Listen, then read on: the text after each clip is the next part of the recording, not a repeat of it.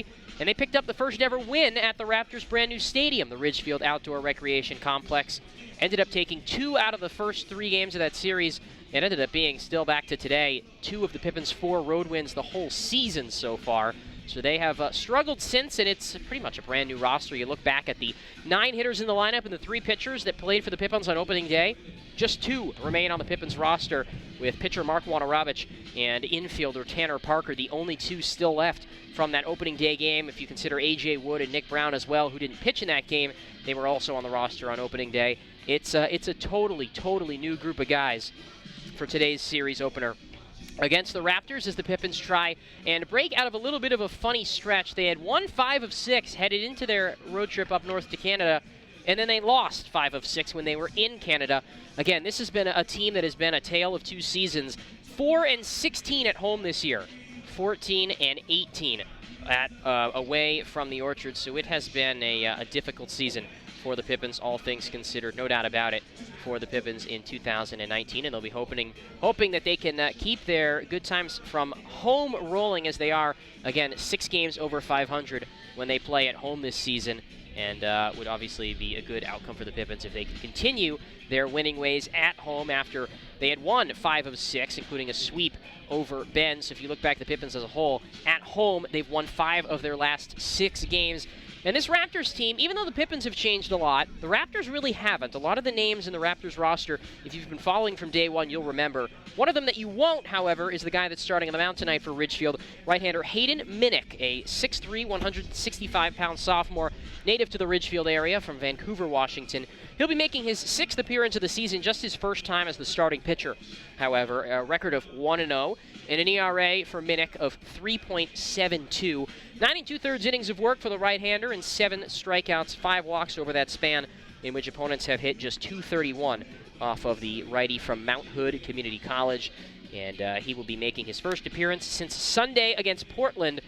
And he pitched 3 2/3 innings in a win for the Raptors that day. 3 hits, 1 unearned run, and 3 strikeouts for a Ridgefield team that's coming off of a long homestand in which they lost the series at home to Portland and most recently split a 2-game set with the Victoria Harbor Cats, which included a loss yesterday that kept Victoria's division lead in the North Division at 1.5 games. Pippins will have A.J. Wood on the mound today, the righty who did not accompany the team on their trip to Canada, making his 12th appearance of the season, his 4th time as the starter. ERA of 3.60, record of 1-1.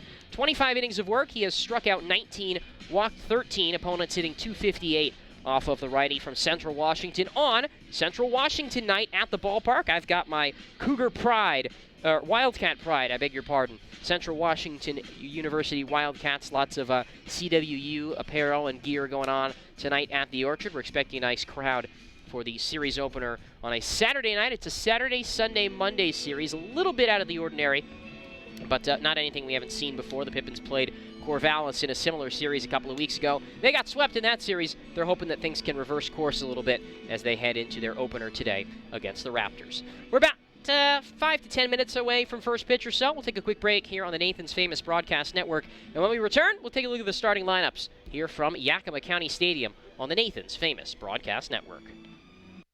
Our staff loves baseball, and we know how to match you with the perfect vehicle that fits your baseball lifestyle. We know that you'd rather be getting ready to head to the field or the big game, so we make sure you have the most efficient and stress-free experience as possible. So if you're a baseball fan in the market this month for a newer vehicle, go online or give us a call so that you can set up a time for you to experience our easy and upfront pricing and our hands-on trade-in process that will really ensure you have a great experience and get a great value while shopping with us. Harvest Auto, where we're happy to support you and the activities you love.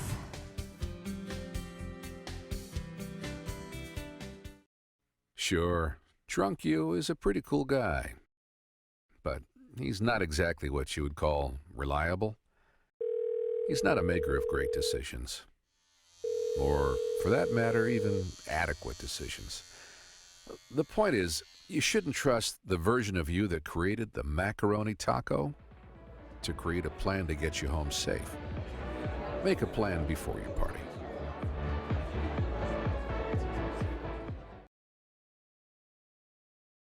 Sleep, parking fees, stress, and most of all, the one thing you can't get back, your time. Those savings really add up. What's that worth to you?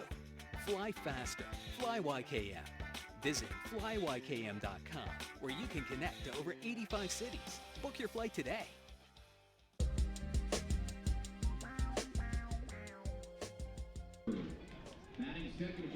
Welcome back to Yakima County Stadium. Miles Klotz here with you from the Orchard. Austin Lane and McKenna have the controls on our video stream today. Pippins pregame show presented by Yakima Craft Brewing Company. Founded in 2007, Yakima Craft produces high-quality ales and lagers with an emphasis on full-body taste and a unique character that pairs great with Pippins baseball. Enjoy Yakima Craft Brewing at the Orchard all summer long. Ridgefield Raptors getting set to take on the Pippins in the first game of a three-game series, and let's get a look at the Ridgefield lineup. 40th game of the regular season for the Raptors. They're 18-21 on the year, 5-7 in the league's second half, which is good for tied for fourth place in the South Division, 4.5 games back of first place Corvallis. And they lead off with their shortstop, Johnny Weaver, guy that we have seen before. Center field, Willie Cano bats second for Ridgefield. Batting third and playing first base, it's Michael Hicks, the big 6'7" left-hand batter. Steve Ramirez is the DH, hitting in the fourth spot.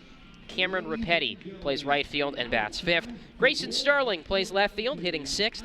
Justin Boyd, the second baseman, batting seventh. Dominic Enbody batting eighth and doing the catching, and Tyler Earn at third base, batting ninth to round out the order for Ridgefield. Again, for the Raptors, that's Weaver, Cano, and Hicks. Ramirez, Rapetti, and Sterling. Boyd, Enbody, and Earn, with right-hander Hayden Minnick on the mound to make his sixth appearance of the season and his first start. As for the Pippins, 43rd game on the season. They are 18-24 on the year, 7-9 in the second half. They lead off with Nick DiCarlo, the second baseman. Eddie Pelk bats second, plays left field. Sawyer Chesley is the first baseman, batting third. James Bell catching and in the cleanup spot. Tyler Dean, the DH, bats fifth. Aiden Welch at third base, batting sixth. Ryan Rice playing right field, batting seventh. Luke Schwartz is batting eighth and playing center field, and Tanner Parker rounds out the order, batting ninth and playing shortstop. Again, for the Pippins, DiCarlo, Pelk, Chesley, Bell, Tyler Dean, Welch, and Rice, Schwartz, and Parker to round out the order, with right-hander A.J. Wood on the mound to make his 12th appearance of the season, his fourth start for the right-hander out of Central Washington. Record of 1-1, ERA of 3.6. Over 25 innings of work. About time for the national anthem here at Yakima County Stadium, so we'll take a quick break, and when we return, we'll have first pitch here between the Pippins and the Raptors here from the Orchard on the Nathan's Famous Broadcast Network. Puget Sound native Mike Runyon can fit more in a day than most, which is good, because in addition to being a craft beer pioneer and working parent, he grows his own food, rides BMX, and has even been known to try a chainsaw carving or two. Mike's defined by his differences. At Heritage Bank, we think differences can build a better bank, too. That together, we're more than a community bank, but rather a community of banks, which means more ideas for his business and yours. Prosser Memorial Health's Grandview Clinic is now open and accepting new patients. Services include family medicine, women's health, mental health, and after-hours care. The Grandview Clinic is open 8 a.m. to 8 p.m. 7 days a week to best serve you and your loved ones.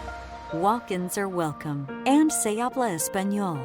This is how we care.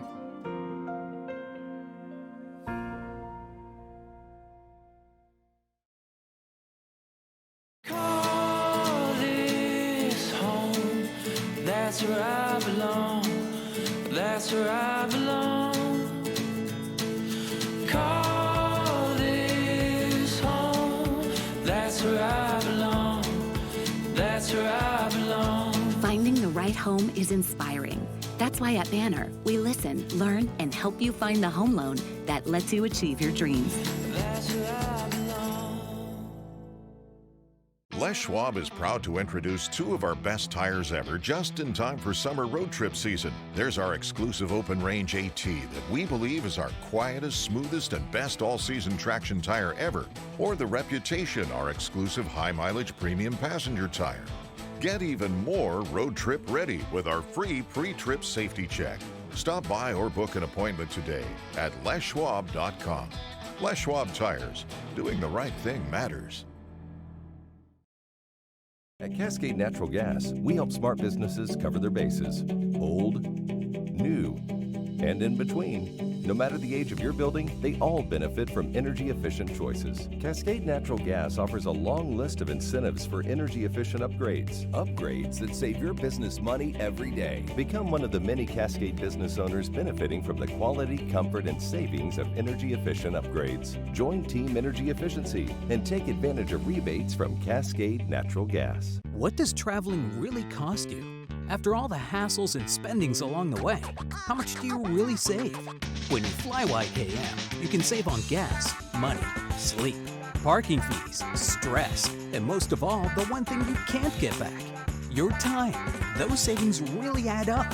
What's that worth to you? Fly faster. Fly YKM. Visit flyykm.com, where you can connect to over 85 cities. Book your flight today. Medley, Baskin-Robbins ice cream, and Pippins baseball will make your summer memorable.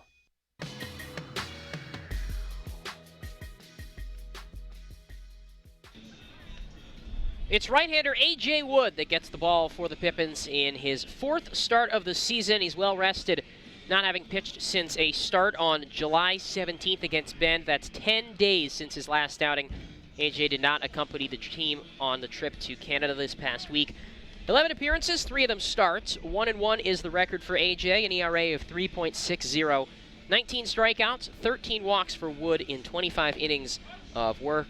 And opponents hitting .258 off of the tall righty. 6'3", 228 pounds, native to Sacramento, California, out of Central Washington University on Central Washington University night at the Orchard. Just about 45 minutes north up I-82 in Ellensburg. And he faces Johnny Weaver, Willie Cano, and Michael Hicks to get things going here in the top of the first inning for Ridgefield. On a spectacular night for baseball, Kyle Katz is our base umpire. Brendan Lynch, the plate umpire, getting coaches in their respective spots. And we are just about ready to get underway here from the Orchard. Righty versus righty to get things going.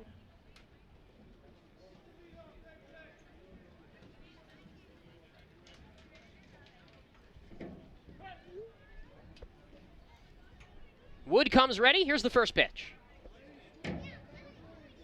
And a fastball misses down and in for ball one, and we're underway just a few minutes behind schedule at 6:38 p.m. Pacific time here in Yakima. First game of a 3-game series between the Pippins and the Ridgefield Raptors. The 1-0 is grounded softly down past the third base line, past the Pippins dugout, as Weaver reached for an off-speed pitch on the outside part of the plate. 1-1 the count, just underway. Top of the first inning, no score here from the Orchard.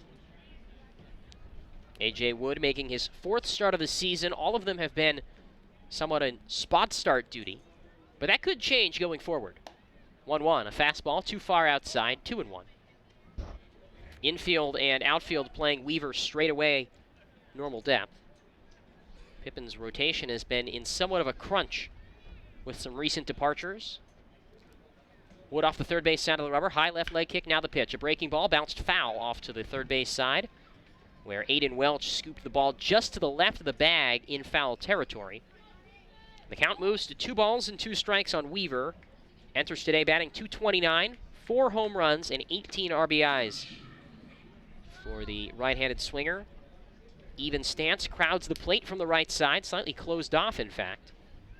Now Wood, the 2-2. Fastball smacked in the air to center field. Schwartz backs up a step, now ambles on, reaches out, and makes the hat-high grab in normal depth center field for the first out here at the top of the first. Now batting for the Raptors, the center fielder, Will Cano. One away, and it brings up Willie Cano, right-handed hitting center fielder for Ridgefield. Luke Schwartz is in center for the Pippins. Eddie Pelk in left field. Brian Rice plays right. Aiden Welch at third base. Tanner Parker, the shortstop. Nick DiCarlo at second. Sawyer Chesley at first. And James Bell behind the plate. Hack and a miss at a first pitch fastball to Cano. And it's 0-1 with the bases clear, 1 out. No score here in the top of the first inning. On Central Washington night, a gorgeous night here at the ballpark. 83 degrees, sunny skies. The 0-1 pitch. Curveball popped up high but not very deep down the right field line, just past the edge of the seats and out over the concourse. And it's 0-2 on Cano. There is a good bit of smoke that has trickled into the area resulting from a big fire out near Mount Rainier a couple of days ago that was triggered by those storms last week on Tuesday during the All-Star break. The 0-2 is spliced foul off to the right. Stays 0-2 on Cano. Right-handed batter out of Cal Poly. Just his 5th game of the season. He's 3 for his first 11 at the plate with 1 RBI. High black socks pulled up over his gray pants. The 2-strike pitch.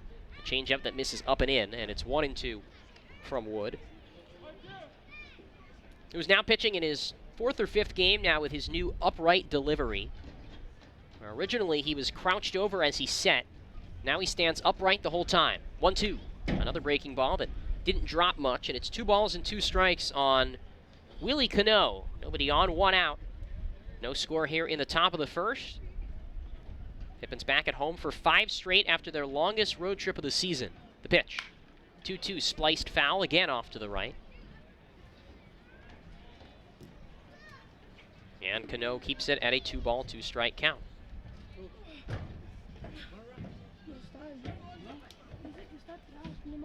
Middle infielders deep. DiCarlo at second, Parker at shortstop. On the edge of the outfield grass. Another 2-2. Fastball tails too far outside, and it's 3 balls and 2 strikes on Cano. Big Michael Hicks on deck. Stands a towering 6'7". Payoff pitch to Willie Cano. Fastball reached for and tapped back to the screen. And it stays 3 balls and 2 strikes. The 9th pitch of the at-bat coming up to Cano. Nobody on, 1 out. No score here in the top of the first from the Orchard. Pippins looking to snap out of a stretch in which they've lost 5 of their past 6 games. 3-2. Rolled foul off to the right on a fastball just past the Ridgefield dugout. And it remains 3 balls and 2 strikes on Willie Cano.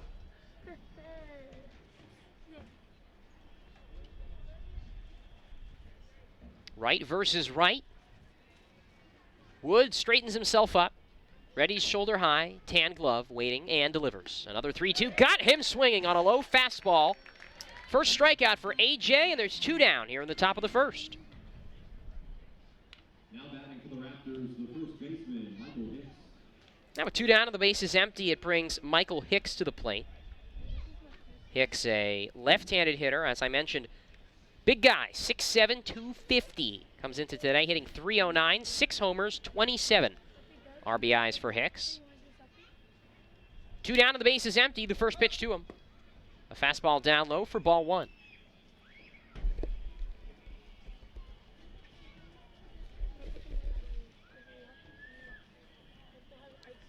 Hicks sitting with the bases empty and 2 away. Pippins will bring top of the order to the plate in the bottom of the first. Looking to strike first, the 1-0. Fastball too far inside, and Hicks spins his way out of that pitch. AJ with the fastball, curveball, slider and changeup combination. 2-0. There's a changeup that hits the outside corner, called a strike, 2-1.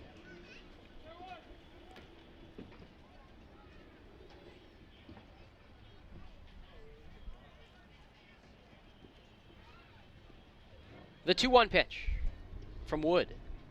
Swing and a miss at a high fastball. Hicks way off balance on that one, and it's 2-2. On Ridgefield's top hitter in basically all categories. His on-base percentage plus slugging, OPS, 978. He's having a really, really good summer. 2-2. AJ deals, and a soft ground ball off of Wood's glove. He recovers, shuffles to his left, shovels on to first, a low throw, but it's in time, and it's a long inning, but a 1-2-3 inning for AJ Wood here in the first. We go to the bottom of the first inning, Pippins to take their first cuts in a scoreless game on the Nathan's famous broadcast network. Puget Sound native Mike Runyon can fit more in a day than most, which is good, because in addition to being a craft beer pioneer and working parent, he grows his own food, rides BMX, and has even been known to try a chainsaw carving or 2. Mike's defined by his differences.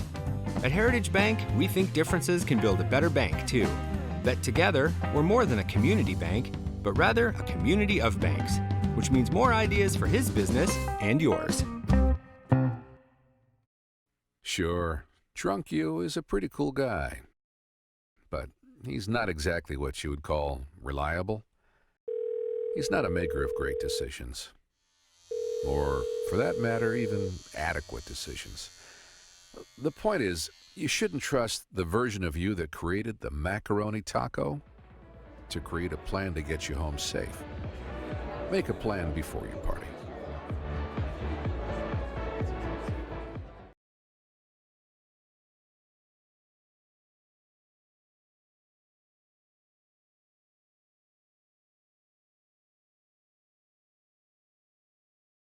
Service and the best brands for all your home improvement project needs. Roy's Ace Hardware in downtown Yakima, Hometown Ace Hardware in Tieton Village in Yakima, and Oak Creek Hardware in Natchez also has fishing, hunting, landscaping, and cleaning equipment. Ace Hardware, hardware supplies and competitive prices.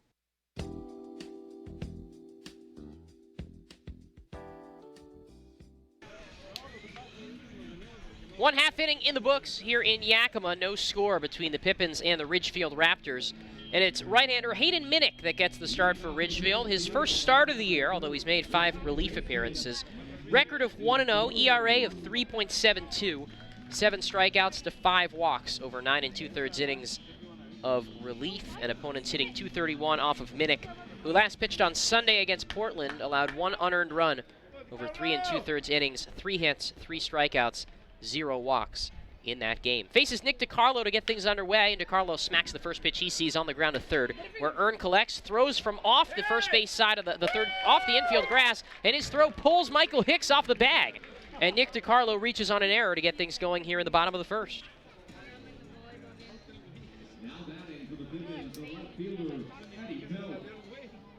And now a quick visit from Chris Cota, the field umpire, to get a word with field umpire Kyle Katz, who reaffirms the call that it pulled Hicks off the bag.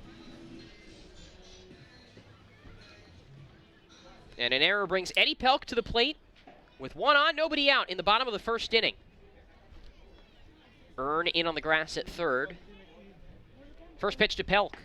He squares to bunt. Did he pull back in time? Appeal down to the field umpire Kyle Katz, who says he did. And it sure appeared like he'd gone around. No official signal from behind the plate, so Dominic Enbody had to shoot down a quick question and ask. Eddie hitting .250 on the year, no homers, a couple of RBIs. The 0-1 to him. A fastball that trails down and in, and Eddie squirms out of the way of that pitch. 1 ball and 1 strike. DiCarlo at first after a leadoff error here in the bottom of the first inning. Middle infield close to the bag at double play depth. Quick toss to first. And DiCarlo dives back safely. It's Justin Boyd at second base. Johnny Weaver is the shortstop. Tyler Earn at third base. Michael Hicks at first. Dominic Enbody doing the catching. 1-1. Change up, drops in on the outside corner, called a strike and pushed the count to 1-2. Left to right in the outfield, it's Grayson Sterling, Willie Cano, and Cameron Rapetti for Ridgefield. DiCarlo, a 2-stride lead off first. Here's the 1-2. And Pelk went golfing for a fastball on the outer third and slices it back into the seat's left side. Stays 1 ball and 2 strikes. No score, bottom of the first. 1 on, nobody out. After A.J. Wood set down the Raptors in order in the top half. Another 2-strike pitch, fastball outside. Pelk started to go, and then quickly and wisely held up. 2 balls and 2 strikes, with Sawyer Chesley waiting in the on-deck circle.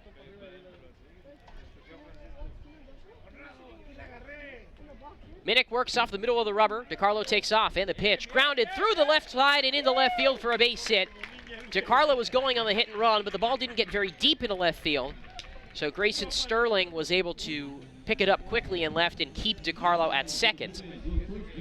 But the hit and run did pull Johnny Weaver towards second, and that puts a 2-out, nobody on situation for Sawyer Chesley.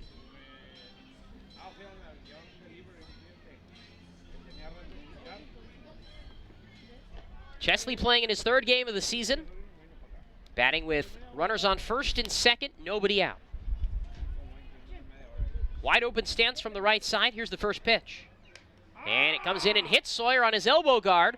And Minnick has loaded the bases with nobody out here in the first.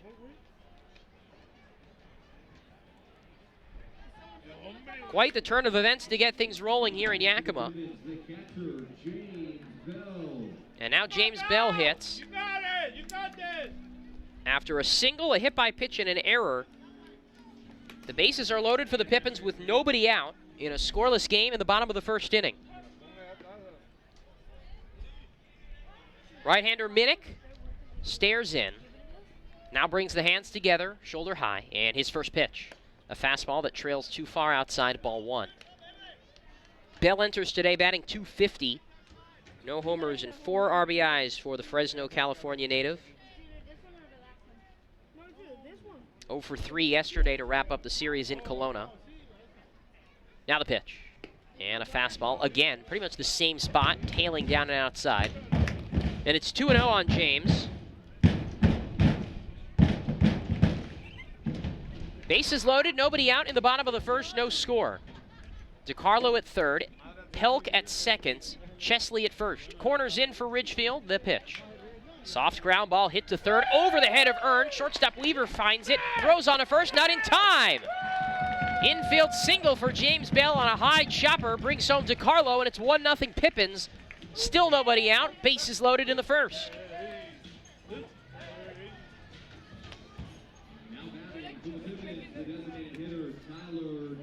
And now Tyler Dean hits. After Bell singles to the shortstop Weaver on a ball that took a high hop over third where Earn was playing in. And then Weaver had to make an off-balance throw. And it wasn't in time.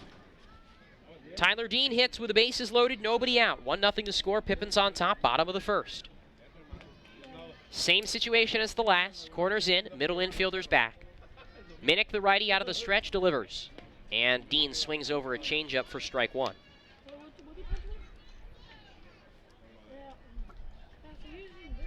Tyler batting .207, no homers and 1 RBI for the lefty batter out of San Diego.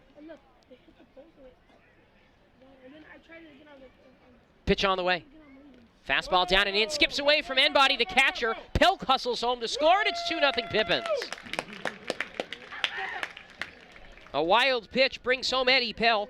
Chesley to third, Bell to second. And it's 2-0 Yakima Valley. Still nobody out here in the first. And quite the response after a long trip back last night. A sweep up in Kelowna at the hands of the Falcons. And the count 1-1 on Dean. 2 in scoring position, nobody out in the first. Corners stay in, middle infield stays back. 1-1. Dean hits this in the air down the left field line. Sterling races over to his right. He doesn't have it as it lands in fair territory, then bounces into the bullpen. Both runners are in. Dean headed to second. He slides in safely with a 2-run double. And it's 4-0 Yakima Valley with no outs in the bottom of the first.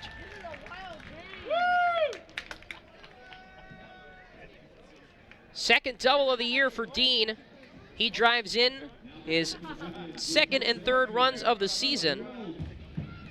And now Aiden Welch hits. Quick visit between pitcher and catcher, end body. And the right-hander Hayden Minnick, who is in his first start of the season. After serving largely as a starter at Mount Hood Community College as a freshman this spring. But has only thrown 9 2/3 innings. And this may be more of a bullpen game approach for the Raptors, as they've been struggling with pitching lately. Aiden Welch bats right-handed. First offering. Popped up high in the air, spinning foul out of play off to the right. And it's 0-1 on Welch. 1 on, nobody out. No 4-0 Pippins here in the bottom of the first.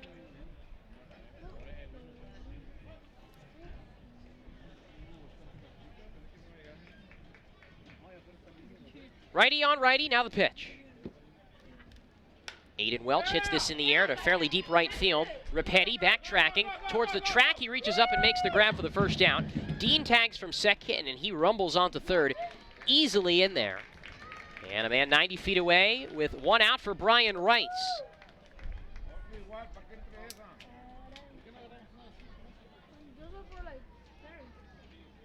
Four 0 the Pippins lead as Rice digs in from the left side.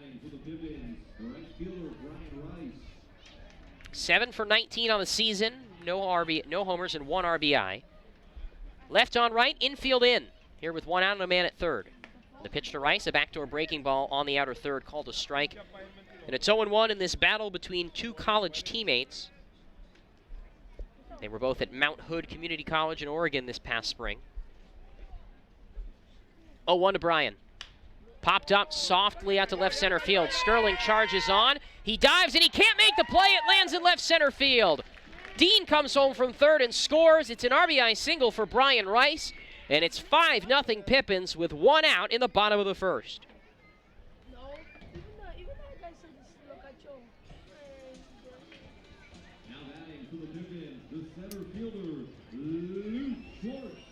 A really good start for Yakima Valley.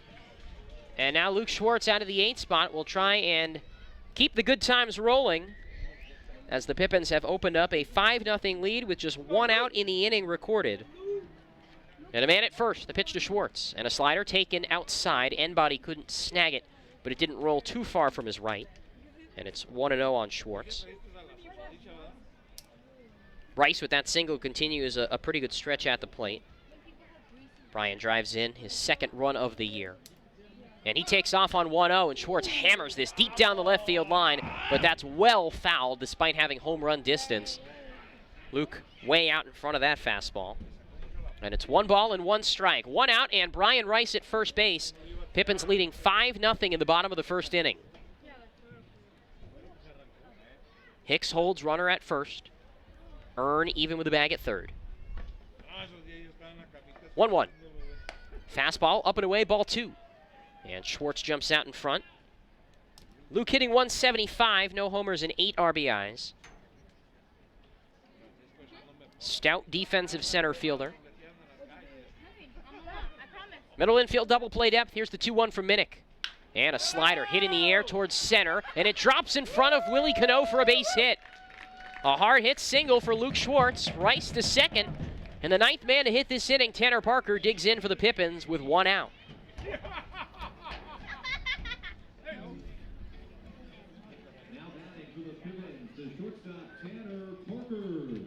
2 on, 1 out. Tanner Parker digs in from the left side. In a 5-0 ball game, the Pippins leading here in the first. 5 runs on 5 hits already against right-hander Hayden Minnick. His first pitch. A fastball grounded off of the mound. Minnick collects, stumbles, throws on to first, and it's in time. So it essentially works as a sacrifice for Parker, who is able to move both runners up on a ground ball back to the mound. And the Pippins have now batted around in the first inning as Nick DiCarlo, who started it all off, comes to the plate.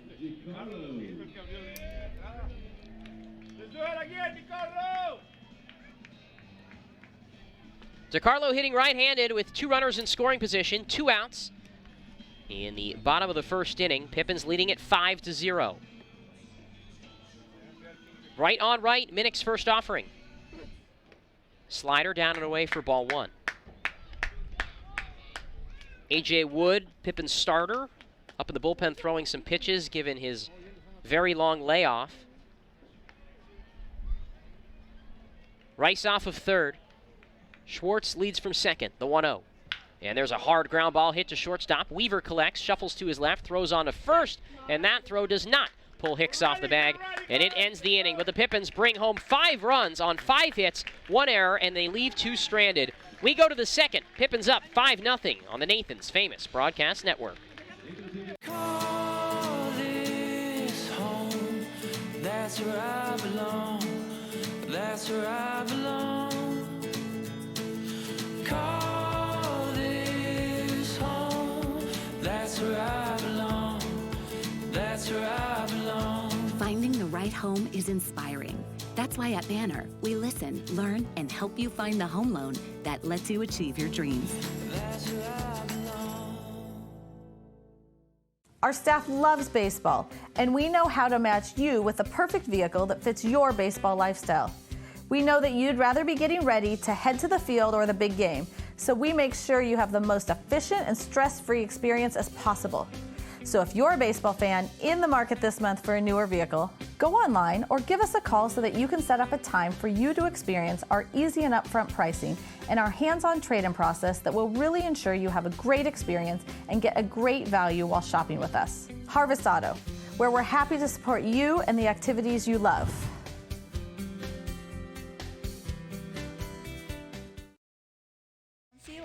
With savory entrees and specialty drinks, Tailgaters provides something for customers of all ages. Cheer on your favorite team in the restaurant while experiencing 1950s charm with a modern twist. Visit Tailgaters Bar and Grill today, located at 110 East 3rd Avenue at Viking Village in Sela. Tailgaters Bar and Grill.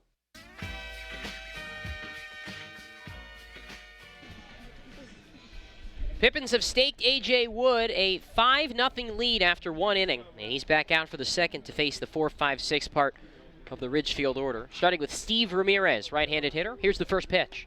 And a fastball on the inner third, called a strike, and a loud declaration of such strike from home plate umpire Brendan Lynch. And it's 0-1 on Ramirez, righty on righty, closed off stance, the 0-1 pitch. Fly ball hit to right. Rice came in initially, now goes back, reaches up, and it's over his head and bounces towards the wall. Rice picks it up as Ramirez hustles into second with a leadoff double for the Raptors here to start the second inning. Now batting for the Raptors, the right fielder, Cameron Rappetti. Ramirez, one of the all-stars for Ridgefield this season, starts things off with a double, and he now walks and tosses his elbow guard back to the dugout to bring up talented freshman right fielder Cameron Rappetti out of Cal State Fullerton. Right-handed batter with a man at second, nobody out. 5-0 the Pippins on top in the top of the second inning. First pitch from Wood. Fastball down and in for ball one on Rappetti. A native of Cypress, California, who's a two-way player for the Raptors and will be a two-way player at Cal State Fullerton, where he should have an immediate impact. The 1-0 pitch. Fastball, sliced back foul up over the press box and into the concourse. 1-1. Man at second, Steve Ramirez after a leadoff double, nobody out. Pippins with a 5-run bottom of the first. They sent 10 men to the plate and they lead it 5-0. 1-1 pitch from Wood. He deals. And a slider on the upper outside corner, called a strike, and it's 1-2. And I should clarify, that loud sound is not coming from the home plate umpire. It's coming from a fan seated in the row just in front of the press box who is having some fun playing pretend umpire today. Corner's in a step. Chesley at first and Welch at third. Quick glance to second where Ramirez takes a slight lead. Now the 1-2 and a hard line drive down the right field line, but that's foul down past the bullpen. And it stays 1-2 on Cameron Rappetti, who, if you recall, back in the third game of the season, all the way back on June 6th, Rappetti hit the go-ahead homer for Ridgefield in their only win over the Pippins this season, and also earned the win and closed out the win on the mound, despite having given up a go-ahead homer to Owen Cobb himself the half inning prior. 1-2, a changeup in the dirt, stopped by the catcher Bell, and it's 2 balls and 2 strikes. Man at second, nobody out. 5-0 Pippins on top here in the top of the second inning.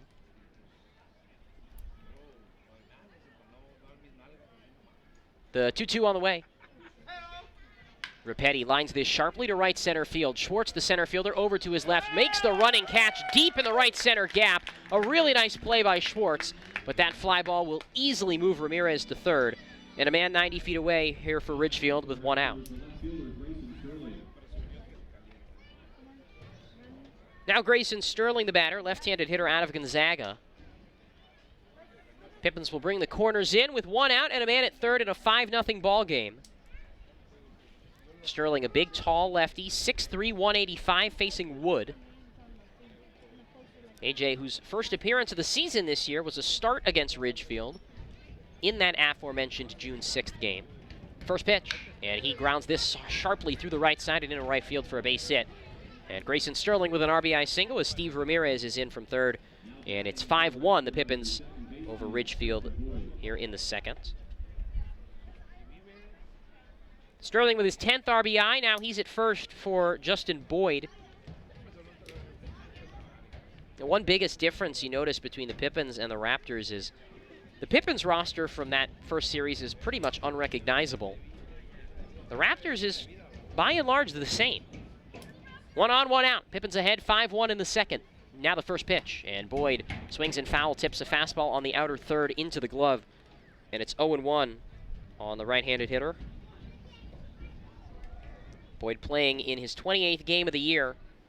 .218 the average, 1 homer, 9 RBIs. Quick toss to first, and Sterling dives back in underneath the tag from Chesley. In fact, that 1 homer for Boyd came in the last game he played on Thursday against Victoria. A win for the Raptors before they lost the second game of that 2-game series at home yesterday. The 0-1. Fastball, rolled foul, out of play off to the right, and it's 0-2. Sterling at first after an RBI single to cut it to a 5-1 Pippins lead here in the top of the second. 1 out. Chesley holds the lanky freshman at first while the middle infield plays at double play depth. Wood looking for his second strikeout, the 0-2 to Justin Boyd. Fastball hit in the air, well foul off to the right. And it remains no balls and 2 strikes. Raptors are coming off of a long homestand, and this game here starts a series of 9 of their next 12 away from home. After they just came off of a stretch of 12 of their last 15 at home. Another 0-2. Boyd drives this into the air, pretty deep to left center field, sends Pelkin Schwartz back. It's Luke, the center fielder, that makes the catch in very deep left center field in a ball that died midway through the air, and Sterling jogs back to first with 2 away.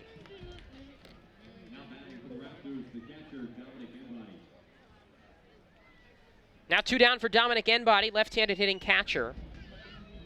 Hitting 194, 1 homer, and 5 RBIs. His first appearance in a week for Ridgefield.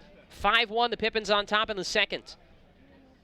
Wood looks at Sterling at first, working off the first base side of the rubber. He turns and tosses, but Sterling dives back in safely.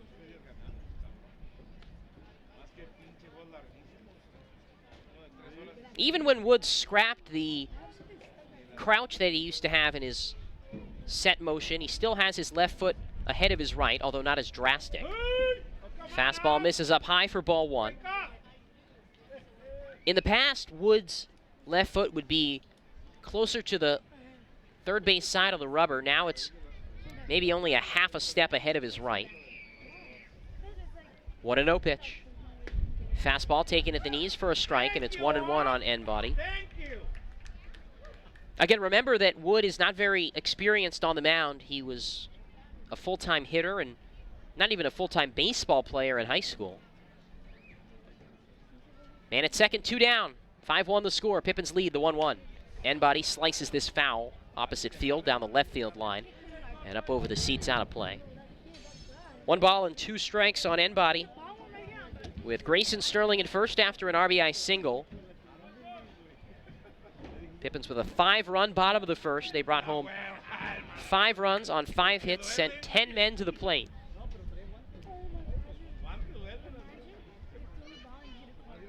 And time called by Brendan Lynch, the home plate umpire, before Wood could bring himself to a set position. 1-2 the count on Dominic Enbody. Pitch on the way. Wood deals. Fastball, sliced foul again down the left field line and out of play. 1 ball and 2 strikes on the left-handed hitting catcher from the Portland area, Wilsonville, Oregon. Long curly black hair flowing out from the back of the dark black batting helmets for Ridgefield. They've got black jerseys, white numbers, and the traveling gray pants. Another 2-strike pitch. Soft fly ball, left field. Pelk charging in towards the line, and that drops in just inside the line for a bloop single.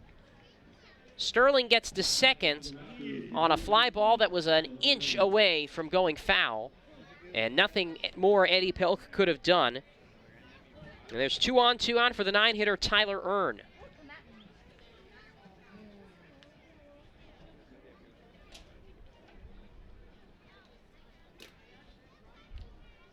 Right-handed batter bats with 2 on, 2 out. Pippins leading 5-1 in the bottom of the second.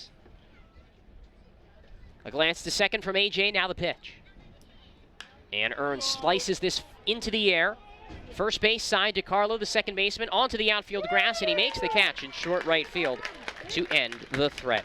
Raptors get 1 run on 3 hits, no errors, and they strand 2 runners. And after an inning and a half here in Yakima, it's 5-1 Pippins on the Nathan's Famous Broadcast Network.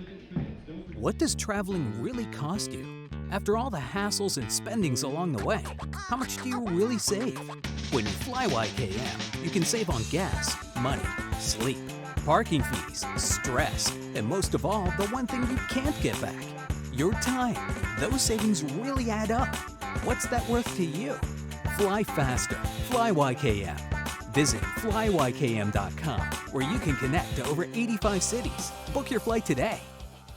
Les Schwab is proud to introduce 2 of our best tires ever just in time for summer road trip season. There's our exclusive open range AT that we believe is our quietest, smoothest, and best all-season traction tire ever. Or the Reputation, our exclusive high-mileage premium passenger tire. Get even more road trip ready with our free pre-trip safety check. Stop by or book an appointment today at leschwab.com. Les Schwab Tires. Doing the right thing matters. Join our Yakima YMCA. Planet Fitness is the one and only judgment-free zone. That means for just $10 a month, you can work out at your own pace and just do you, however you want, whenever you want. Get free fitness training and tons of cardio and strength equipment, plus a totally friendly staff for just $10 a month with absolutely no judgment. We want you to be you for just $10 a month. Come in for a free tour or join online at planetfitness.com. Planet Fitness. Annual membership fee applies. Participating locations only. See club for details.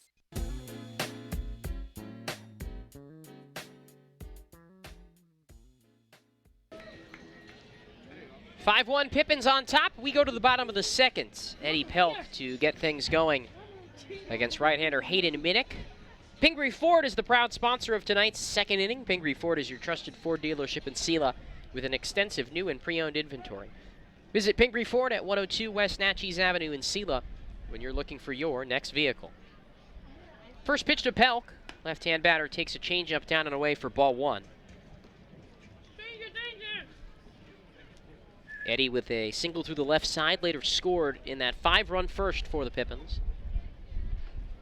1-0 from Minnick. A fastball down and in, and Eddie shifts his feet out of the way. Steps out, takes a practice swing. It's 2-0 on Pelk. To be followed in the second by Sawyer Chesley and James Bell. Earn even with the bag at third. Rest of the infield, normal depth. 2-0 pitch. A changeup way outside, ended up in the left-handed batter's box. And Eddie jumps out in front. 3 balls and no strikes. No outs in the bottom of the second. 5-1, the Pippins on top. 3-0. Pelk taking all the way, and he watches a fastball up high for ball 4. Pelk gets things going here in the bottom of the second with a leadoff walk, and here's Sawyer Chesley. Now batting for the Pippins, the first baseman, Sawyer Chesley. Chesley batting right-handed. Didn't even really get a chance to see Minnick in the first inning after he was hit by a pitch. Right on right, high leg kick, now the pitch. A slider drops in below the knees to the big and physical right-handed hitting Chesley. It's 1-0. Now, despite all the damage the Pippins put up against Chesley, or against Minnick in the first, he didn't walk anybody. But he's fired 5 straight balls and a high throw to first. But the 6'7" Michael Hicks barely had to move A shorter first baseman might not have gotten that. Pelk with a 2-stride lead off first. He's got good speed. Now the pitch. And a slow ground ball dribbled off to the left. Earn picks up in foul ground just beyond the third base bag. And it's 1-1 on Chesley. Pelk at first, nobody out. 5-1 the score. Pippins on top, bottom of the second. Right-hander Hayden Minnick, who works off the middle of the rubber. Readies himself at the letters. Pelk takes off. The pitch is inside. N-Body's throw down a second. Not in time. Pelk slides in safe. He's got a stolen base. His 5th of the year. And a man in scoring position. Nobody out here in the second.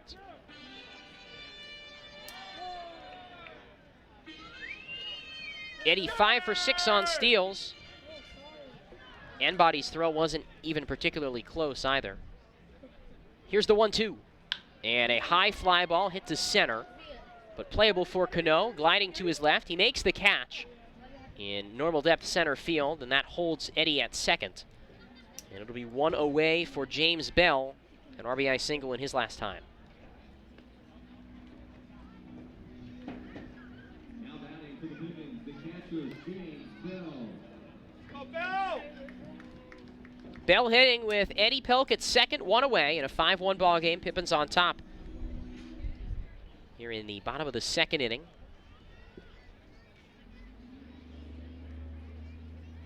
First pitch.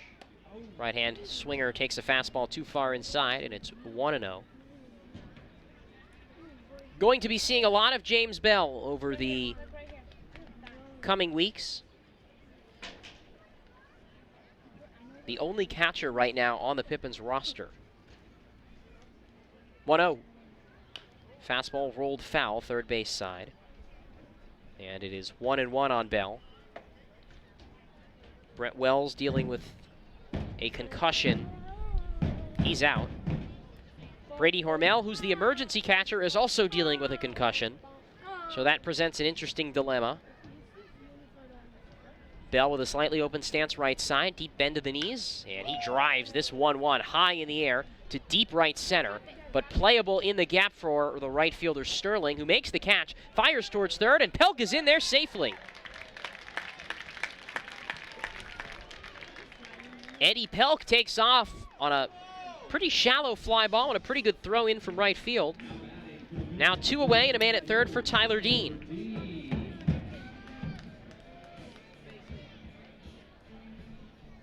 Dean back in the first, a 2-run double down the left field line to, at that point, give the Pippins a 3-0 lead. Now it's 5-1.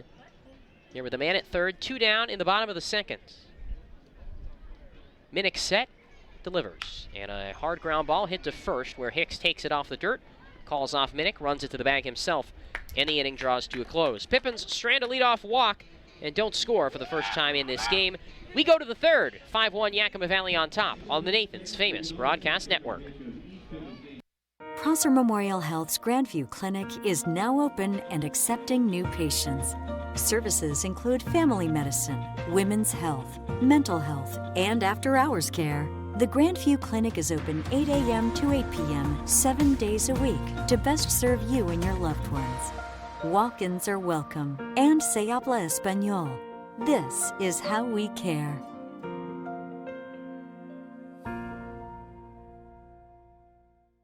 At Cascade Natural Gas, we help smart businesses cover their bases.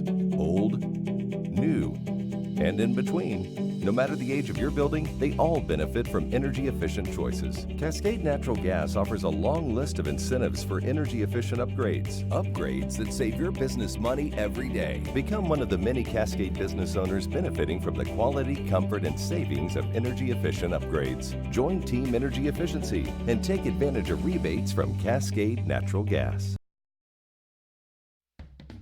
Puget Sound native Mike Runyon can fit more in a day than most, which is good, because in addition to being a craft beer pioneer and working parent, he grows his own food, rides BMX, and has even been known to try a chainsaw carving or two.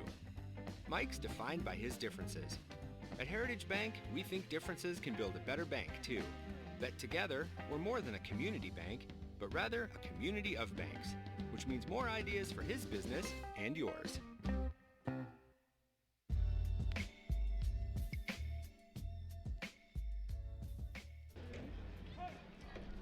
2 innings in the books here in Yakima. Ridgefield trailing the Pippins 5-1. A.J. Wood facing Johnny Weaver in the top of the order, and the first pitch of the top of the third is bounced foul just past the Pippins dugout on the third base side.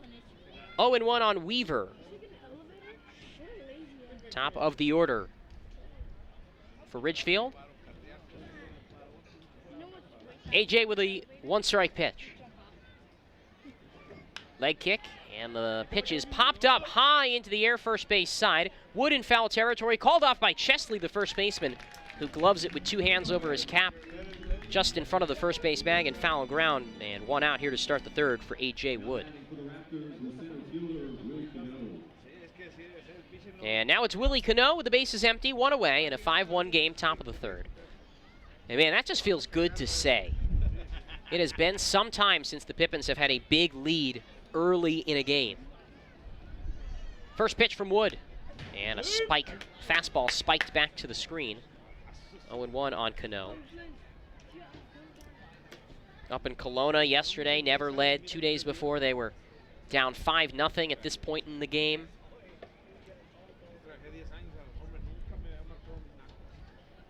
Welch even with the bag at third, the 0-1. And a swing and a miss. Got him with a good darting changeup. And it's no balls and 2 strikes on Willie Cano, who battled in his first at-bat, double-digit pitches, but went down swinging, the only strikeout for Wood today. Looking for his second right here. The 0-2. Gets him to softly tap a curveball off the third base side, and it stays 0-2. Nobody on, 1 out. 5-1, the Pippins on top in the top of the third. Opener of a 3-game series with Ridgefield.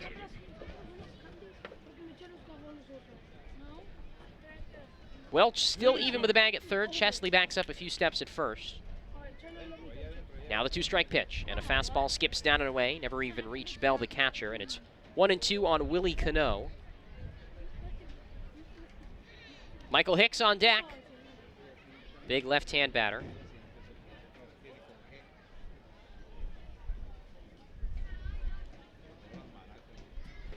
The pitch.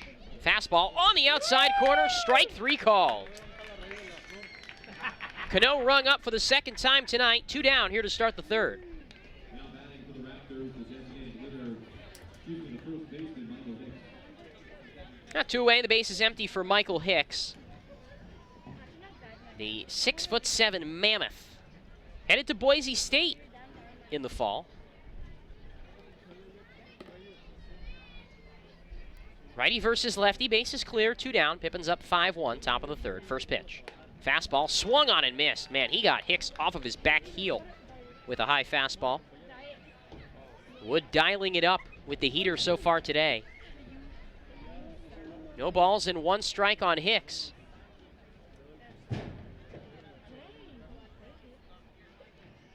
Now the pitch. A fastball cut on and missed on the outside corner. And this is some really good pitch placement from A.J. Wood. Starting with fastballs up high that have good rise, then going to the outside corner with good tailing fastballs. Really well-placed stuff from Wood. Now the 0-2 pitch. He got him looking, oh, just barely. Fastball that James Bell couldn't hold on to, and then it hit home plate umpire Brendan Lynch on his hand. It looked like a strike, but Bell couldn't hold on to it, so the count goes to 1-2. And now Pippins athletic trainer Alyssa Wickenhagen is out to check on Lynch's right hand, as the base umpire Kyle Katz also comes over. It'll be 1 ball and 2 strikes on Hicks when we resume play with 2 outs and the base is empty. Wickenhagen still checking on the right hand of Lynch. If you remember back to early in the season, Carl Ramsey was umpiring a game here when the Pippins were playing against Wenatchee, and he fractured his hand getting hit by a foul ball.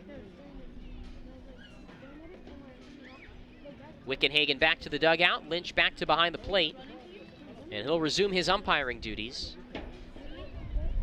Good news for Brendan Lynch. Kyle Katz jogs back to behind first base in foul territory. And the count remains 1-2 on Michael Hicks after what could have been strike 3. But Bell could not keep the ball in his glove. 1 ball and 2 strikes. 2 down and the base is clear. AJ looking for back-to-back Ks to set down the side of the third, the pitch. And a soft foul just off of Bell's glove and back to the backstop. And it will take at least 1 more pitch. 1 ball and 2 strikes.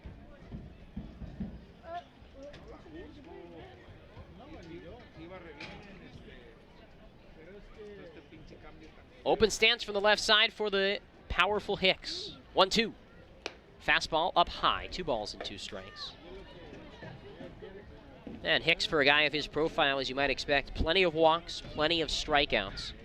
27 of the former, 32 of the latter. 5-1 Pippins in the third. Base is clear, 2 away. The 2-2 to Michael Hicks.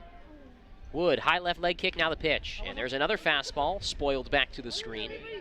And it remains 2-2 on the native of the Idaho Panhandle from Coeur d'Alene. And he's in a rare category of Idaho high school baseball players drafted out of high school. Yankees picked him in the 27th round in 2015. The 2-2. A fastball, again, popped up third base side, foul ground, and into the top row of the seats. And it stays 2-2. A very select group of players that get drafted out of Idaho high schools. A couple of other names. Randon Hoster was a 16th round pick of the Rangers this year out of Post Falls High School, but he'll head to college, won't sign. 2-2. Fastball hit in the air to medium depth right field. Rice charging on, and he makes the catch on the run. And that retires the side, 1-2-3 here in the third. We go to the bottom of the third inning. Pippins still lead it 5-1 on the Nathan's Famous Broadcast Network. Our staff loves baseball, and we know how to match you with the perfect vehicle that fits your baseball lifestyle. We know that you'd rather be getting ready to head to the field or the big game, so we make sure you have the most efficient and stress-free experience as possible. So if you're a baseball fan in the market this month for a newer vehicle, go online or give us a call so that you can set up a time for you to experience our easy and upfront pricing and our hands-on trade-in process that will really ensure you have a great experience and get a great value while shopping with us. Harvest Auto, where we're happy to support you and the activities you love.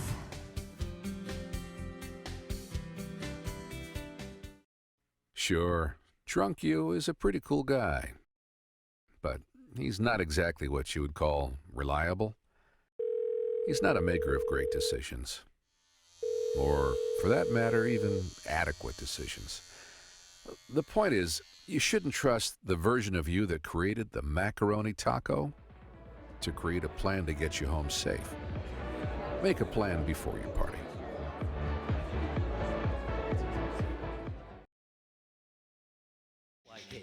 You can save on gas, money, sleep, parking fees, stress, and most of all, the one thing you can't get back, your time. Those savings really add up. What's that worth to you? Fly faster. Fly YKM. Visit flyykm.com, where you can connect to over 85 cities. Book your flight today.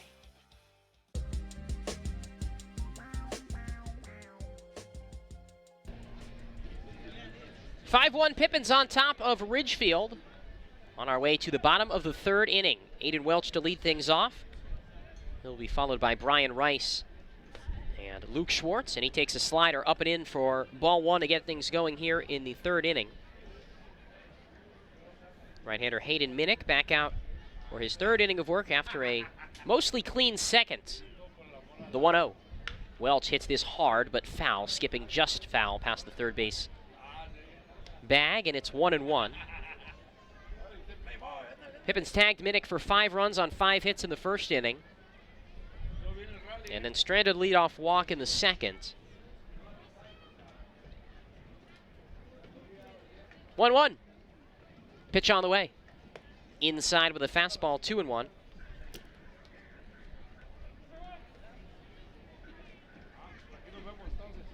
Aiden flied out to right field in his first at-bat. Right-handed hitter from Colorado State Pueblo. Kick in the 2-1. high pop-up to shallow center field. Willie Cano gliding to his left, has room in the gap, and reaches up and makes the hat-high grab on the run for the first down. And that'll bring up Ryan Rice with one away.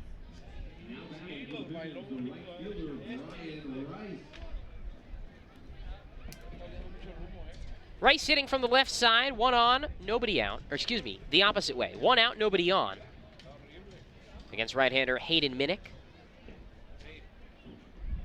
First pitch from Brian, or to Brian, and he takes a changeup high and outside for ball one. Minnick and Rice were teammates this past year at Mount Hood Community College, where Rice will not be next year. He'll transfer to the University of Jamestown. He watches a changeup down and outside for ball two. Infield, outfield, straightaway, normal depth here on Rice, who does tend to pull the ball a good bit.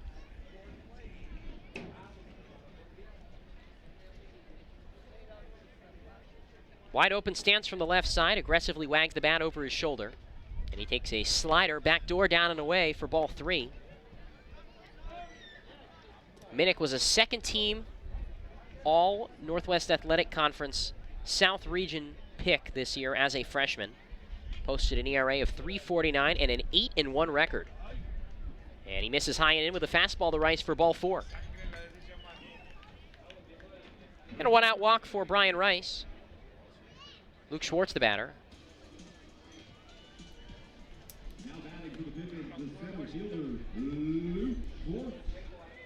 Schwartz with a hard single into center in his first at-bat. He hits here with one on, one out in a 5-1 game. Pippins leading bottom third. Earn in on the grass at third. The first pitch to Schwartz is lifted in the air, left center field. Cano comes on, and the center fielder reaches out and makes the shoulder high grab in shallow left center, sending Rice back to first and bringing Tanner Parker to the plate with 2 outs.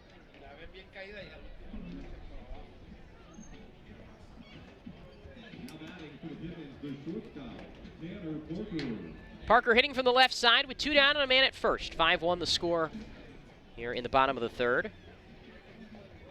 And if you're surprised to seeing Tanner Parker in the 9 spot, you're not the only one. But it's not the first time he's been down there this year. First pitch outside, a fastball, and it's 1-0. It's actually the 4th time this year that Parker has hit out of the 9-hole. First couple of times coming early in the season, in fact. First pitch, this pitch down and in, and it's 2-0 on Parker. Last time Tanner hit in the 9 spot was June 7th against Wenatchee. A couple of times in early June he was hitting down there in the 9-hole before really heating up, and has spent more time in the top 2 spots in the order than anywhere else. 2-0 to him. He swings and misses at a low fastball, 2-1. Rice at first after a 1-out walk. There's now 2 down in the bottom of the third. Pippins leading it 5-1. The most common 9-hitter for the Pippins this year is Luke Schwartz, who was batting 8th today. He's hit down in the 9 spot 14 times. Rice takes off, and here's a 2-1 fastball, flied to left, but well foul. And it's 2-2 on Parker, who goes by TP around the clubhouse. Which I've never asked him about this, but I feel like that'd be kind of an embarrassing nickname, given what the other meaning of a shortened TP usually refers to, a certain bathroom accessory, but he seems to embrace it. 2-2 pitch. Rice takes off again, and a fastball grounded through the vacated left side and into left field for a base hit. Rice stumbles around second and runs his way back to the bag. But the hit and run works as it pulled Weaver into second and allows Parker to reach on a 2-out single.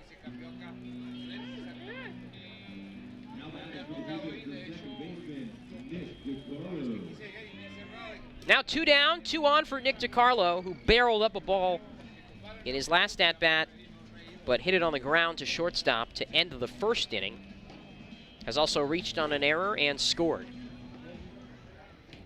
5-1, the Pippins on top. Righty looks to second, now fires. First he steps off the rubber.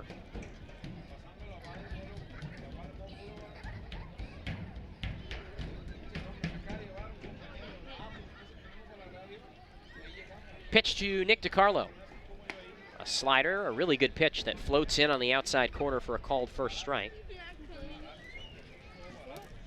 Nick had his season-long 9-game hitting streak snapped yesterday, although he did extend his on-base streak by walking 3 times in that game. On-base streak up to 11 games. He pops the 0-1 high into the air, shallow center. Second baseman Boyd going out, and he drops the ball in right center field. 1 run is in. Here's Parker hustling around third. The throw is in time. The tag is not in time, and it's a 2-run bloop single for Nick DiCarlo. In fact, they scored an error after Boyd dropped the ball in right center field, and the Pippins add on to their lead. It's now 7-1. With 2 outs, the runners were running, and Parker scored all the way from first on a throw that was in time, but Enbody couldn't get the tag down. Another error for the Raptors, and the Pippins lead it by a score of 7-1. Eddie Pelk to the plate. He has walked and singled in 2 trips today. 7-1, Pippins lead the pitch. Change up in for a strike at the knees, and it's 0-1. Neither of those runs will go in as earned to Minnick. He's now given up 7 runs on the day, but only 4 earned. DiCarlo at first, 2 down. The pitch. Nick takes off, fastball down low, but he can't get the handle on it. And DiCarlo's got his 3rd stolen base of the year without even a slide. And it's 1-1 on Eddie Pelk. Pippins off to a big lead. Trying to snap out of a funk in which they've lost 5 of 6. Still in the mix for a playoff spot entering today. The 1-1 to Eddie. Change up outside, 2-1. Pippins just 3.5 games back. And they still have to play Wenatchee, the 2nd place team in the division. Victoria not in West Coast League action tonight, the team in first. Wenatchee currently tied with Portland 2-2 in the 2nd. 2-1. A change up on the outside corner, called a strike, 2-2. Elsewhere on the out-of-town scoreboard, Port Angeles 2, Bellingham nothing, bottom 4. Bend 2, Corvallis 1, bottom 4. Cowlitz over Walla Walla 1-0 in the bottom of the 3rd. Pelk reaches for an outside breaking ball and fouls it back to the top of the screen left side. 2-2 on Eddie, who has not recorded an out tonight. DiCarlo at 2nd after his bloop error, scored 2 runs, and then he stole the base. 7-1 Pippins, bottom of the 3rd. Minnick out of the stretch, the 2-2. Breaking pitch, down and in. Pelk checked his swing, appealed down to 2nd. He did not go. Kyle Katz on the call, and the count full. Minnick trying to avoid his 2nd walk. His 3rd, I should say.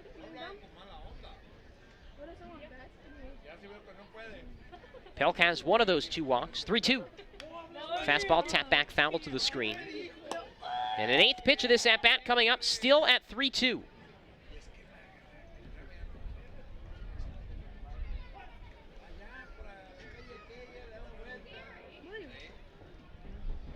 Another payoff pitch. DiCarlo takes off from 2nd, and a high pop-up curls back foul over the press box out of play, and we will have a 10th pitch to this, 9th pitch to this at-bat, I should say.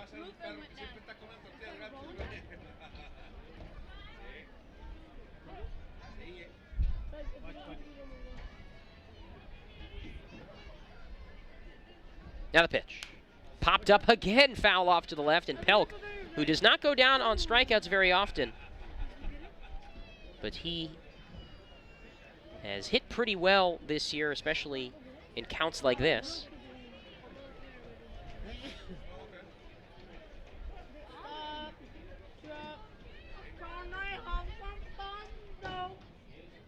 Three-two. Righty delivers. And Pelk drives this one pretty deep to right field. Rapetti back, turns, watches, it's out of here! Eddie Pelk with a 2-run jack, his first of the year, and it's 9-1 Pippins in the 3rd.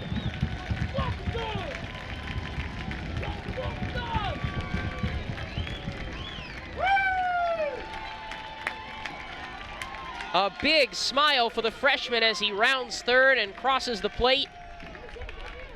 A 2-run bomb for Eddie Pelk on the 10th pitch of his at-bat.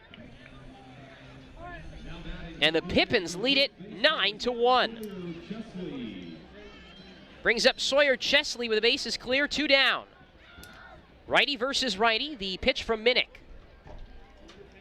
And there's a drive to left. Sterling over to his right, heading towards the line, and did he hold on to the ball? He did not. He dropped the ball. Chesley heads into second as Sterling dropped the ball on the dive, and it's a double for Sawyer Chesley, his first extra base hit in a Pippins uniform. And another two-out base runner for Yakima Valley, and still nobody in the Ridgefield bullpen.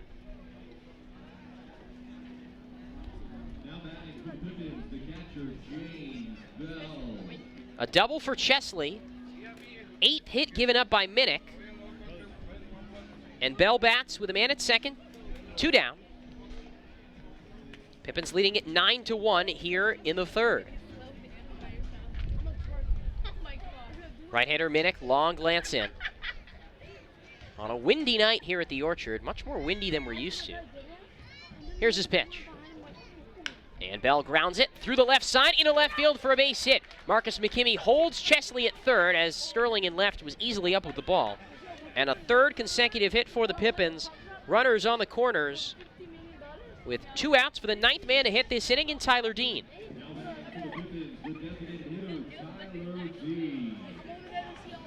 Now a righty starts to get loose in the bullpen for the Raptors, and this will trigger a mound visit from pitching coach Chris Cota. Not nearly enough time to bring the new guy into the game, Carter Powell, who's starting to toss. But this is an opportunity to talk with Minnick. As Cota taps him on the shoulder with his right hand. Runners on the corners, 2 down. Pippins with 9 runs today on 9 hits. Ridgefield, 1 run on 3 hits and 2 errors. And if Dean can reach base here, the Pippins will bat around for the 2nd time in this game. They haven't done it this season. I wonder if they've ever even done it in franchise history, something to check on.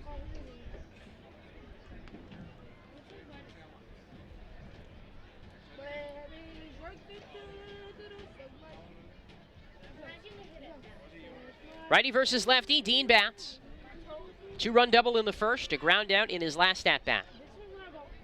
Runners on the corners in a 9-1 game. Pippins leading the pitch.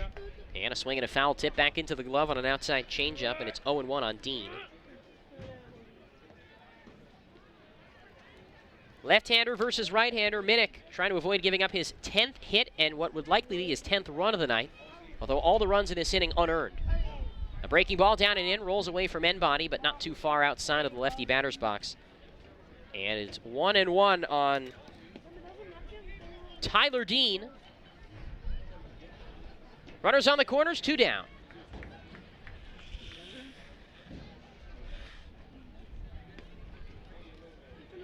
Set in the 1-1. Fastball misses down and into Dean, 2-1. And a little surprising to see Hayden Minnick's struggles. The numbers had been pretty good for him in relief, and obviously he's got experience as a starter in junior college. Chesley leads off there, the 2-1, a fastball down and away. And Minnick in danger of walking the bases loaded. 3-1 the count, runners on the corners, 2 outs. Pippins leading it 9-1 in the bottom of the third. Chesley at third after a double, Bell at first after a single. Here's the 3-1. Dean with a high pop-up, shallow left center field. Shortstop Weaver comes onto the infield dirt and cups it with 2 hands, and the inning is over. The Pippins send 9 men to the plate. 4 of them score on 4 hits, including a big homer from Eddie Pelk. And after 3, it's 9-1 Yakima Valley on the Nathan's Famous Broadcast Network. Puget Sound native Mike Runyon can fit more in a day than most, which is good, because in addition to being a craft beer pioneer and working parent, he grows his own food, rides BMX, and has even been known to try a chainsaw carving or 2. Mike's defined by his differences. At Heritage Bank, we think differences can build a better bank, too. That together, we're more than a community bank, but rather a community of banks, which means more ideas for his business and yours. Prosser Memorial Health's Grandview Clinic is now open and accepting new patients. Services include family medicine, women's health, mental health, and after-hours care. The Grandview Clinic is open 8 a.m. to 8 p.m. 7 days a week to best serve you and your loved ones. Walk-ins are welcome, and se habla español. This is how we care.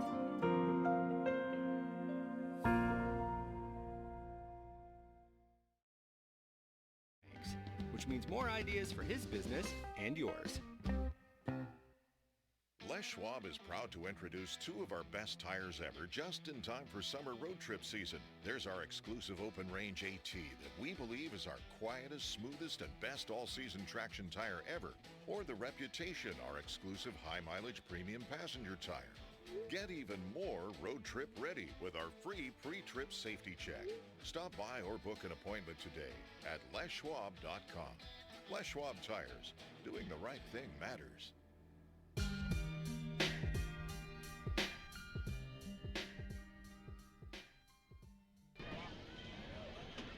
After 3, it's 9-1. The Pippins on top here in the top of the 4th inning. And A.J. Wood back to work with his offense sporting him a big lead. Steve Ramirez to lead things off, 4-5-6 for the Raptors in the 4th. Down 8 runs. First pitch from A.J. A fastball below the knees for ball 1.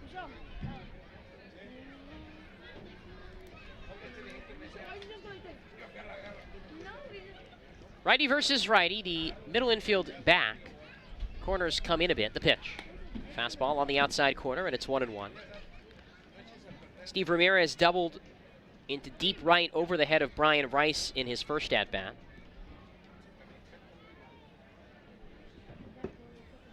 All-star with a closed stance right side, bright red batting gloves, and he fouls an outside fastball back to the backstop. 1-2. Cameron Rapetti, Grayson Sterling will follow in this inning. Interesting note about A.J. Wood entering this start, his 4th of the year. Pippins have given him 9 runs of support today. In his first 3 starts, they've averaged 9.3 runs of support as A.J. steps off. No other pitcher on the Pippins who's made more than 1 start has gotten more than 5.5 runs of support per start. Swing and a miss on a curveball for strike 3. And A.J. picks up his 3rd punch-out, setting down Ramirez to start the 4th. It'll bring up Cameron Rapetti. Now batting for the Raptors, the right fielder, Cameron Rapetti. Rapetti bats with 1 out. The base is empty. Pippins leading at 9-1 in the 4th. In terms of pitchers that have started a lot of games, Joe Magrice in his 6 starts only got 2.8 runs of support. Pitch on the way. Fastball down and out for a ball, 1-0. Tyler Frazier the closest. In 3 starts for Frazier, he's gotten 5.3 runs of support. Tristan Vreeling, who starts tomorrow, 2 starts, average of 6.5 runs of support. Fastball misses up high, 2-0, but none of those even close to where A.J. is.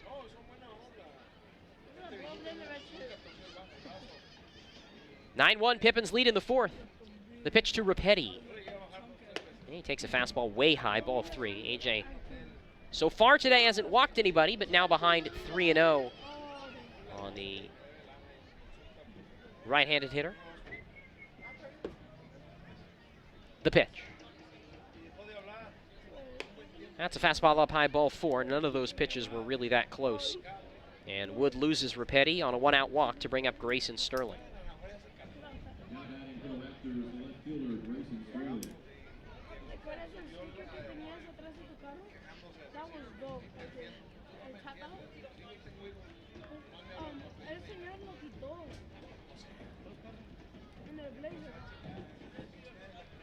One on, 1 out, 9-1. Pippins lead in the 4th. Here's the pitch to Grayson Sterling. The left-hand hitter takes a fastball high and tight, 1-0. Sterling with an RBI single, his pull through his pull side in his last at-bat, and now 5 straight balls, and that will trigger a mound visit from Pippins pitching coach Rob Hippie.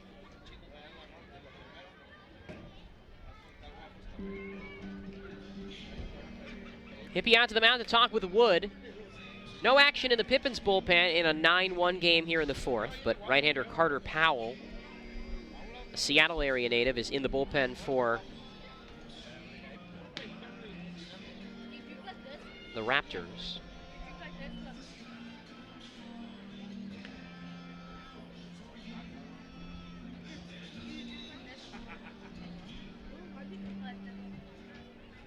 Now the mound visit has come to its conclusion.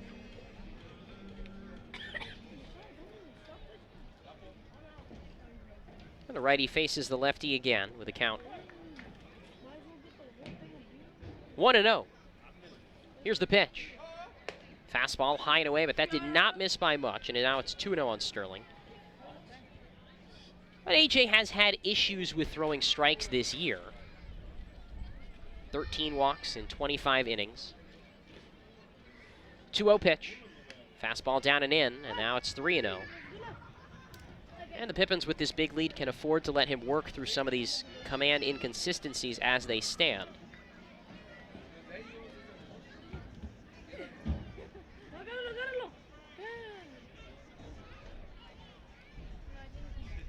"3-0 on the way."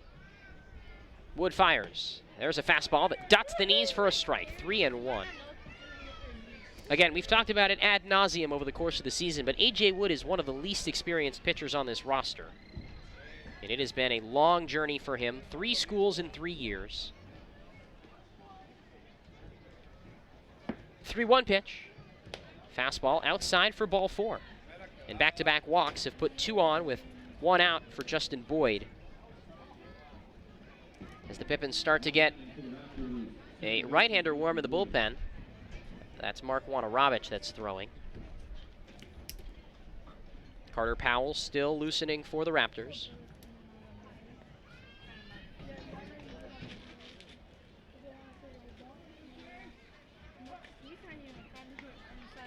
Right versus right. 1 out, 2 on. Pitch from AJ. Fastball tailing outside. Now this is getting a little concerning, particularly because he had that easy strikeout to start the inning.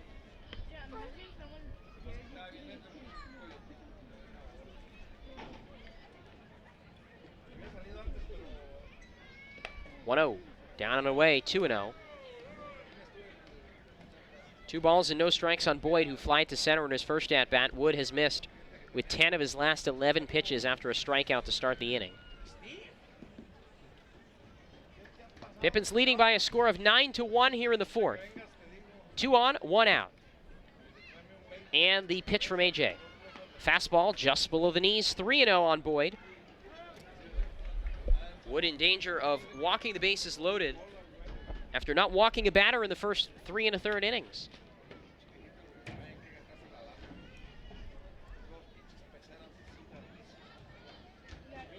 Set in the 3-0. Now the pitch from A.J. Wood. Fastball on the outside corner, called a strike. Good frame job by James Bell, and now it's 3-1.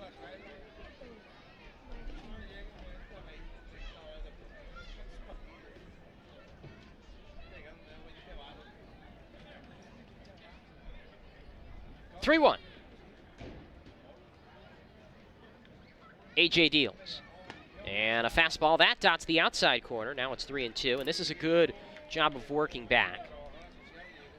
Feel like the take sign was probably on for much of this at-bat for the light-hitting Boyd.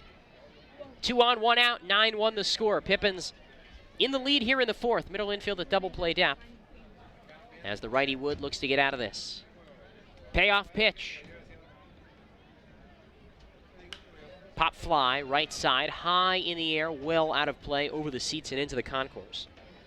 For the first time in the at-bat, the right-handed hitter actually took the bat off of his shoulders.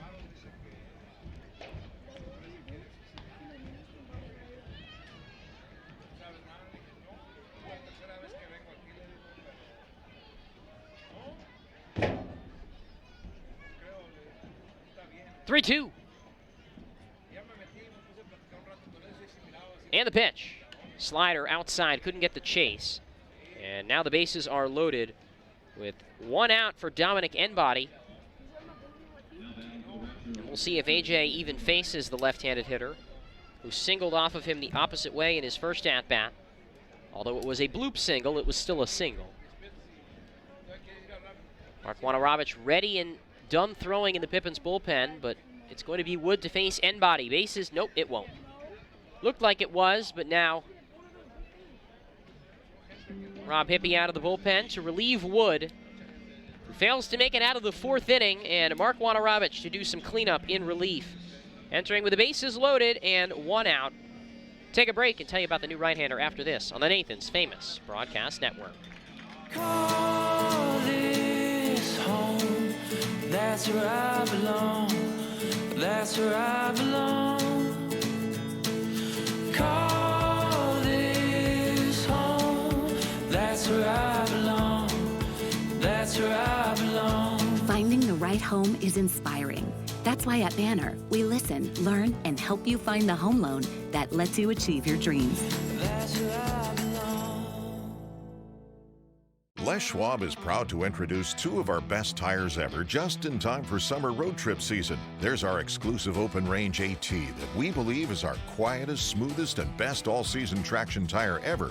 Or the Reputation, our exclusive high-mileage premium passenger tire. Get even more road trip ready with our free pre-trip safety check. Stop by or book an appointment today at leschwab.com. Les Schwab Tires. Doing the right thing matters.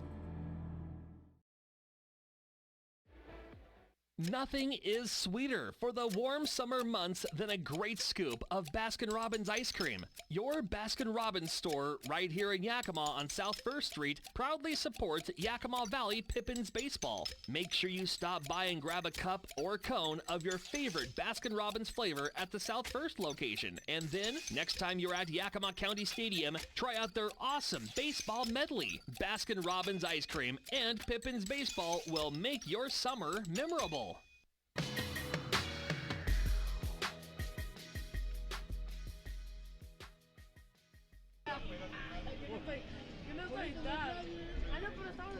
We go to the fourth inning. Mark Wanarovich takes over on the mound here in the fourth inning for right-hander A.J. Wood. With the bases loaded, 1 out in a 9-1 ball game. Dominic Enbody to face the right-hander who makes his 14th appearance of the season. 3-3 record, 4.54 ERA. 27 strikeouts, 7 walks over 35 2/3 innings of work. Opponent's hitting .311 off of the righty, who last pitched on Wednesday in Kelowna. 2 2/3 innings, he allowed 2 runs, 4 runs total. 2 earned runs, 4 runs total. 7 hits, didn't walk about or struck out 2. First pitch to Enbody, left-hand hitter, and he takes a fastball on the outside corner, called a strike from Mark. Again, 9-1, so plenty of room to work here. But the base is loaded with 1 out. And the 0-1 pitch. Sliced foul, opposite way, back to the seats on the left-hand side. And it's no balls and 2 strikes on Enbody, who entered today hitting below 200, but with that second inning single has bumped his batting average up over the Mendoza line. Wanarovich has been one of the Pippins' better relievers this year. The 0-2. Slider rolled foul off to the on-deck circle with our snagged nicely by Tyler Earn. Wanarovich has allowed 45.5% of his inherited runners to score, 5 for 11. And he comes in with runners on all 3 bases. The corner's in for the Pippins, middle back, trying to turn 2. And a long set, and home plate umpire Brendan Lynch calls time after the long set.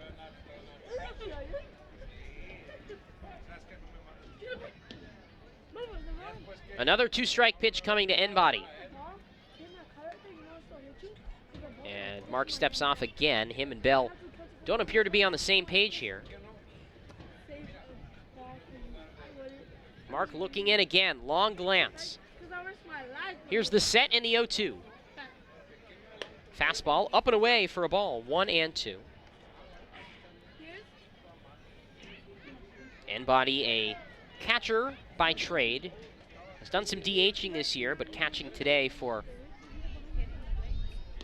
the Raptors. Their other catcher, Steve Ramirez. As this one's fouled back, and again hits Lynch, the home plate umpire, in his hand. Take first base! Take first base! And that's the second time today that Brendan Lynch, the home plate umpire, has been hit. This time it's his other hand. And Alyssa Wickenhagen, Pippin's trainer, out. And now both managers, Chris Cota for the Raptors and Marcus McKimmey, are going to go over as well. Last inning, it was Lynch's right hand that got hit. This time it was his first hand. And Alyssa, the trainer, now bending his arm back and forth. It looks like this might have hit him actually closer to his elbow.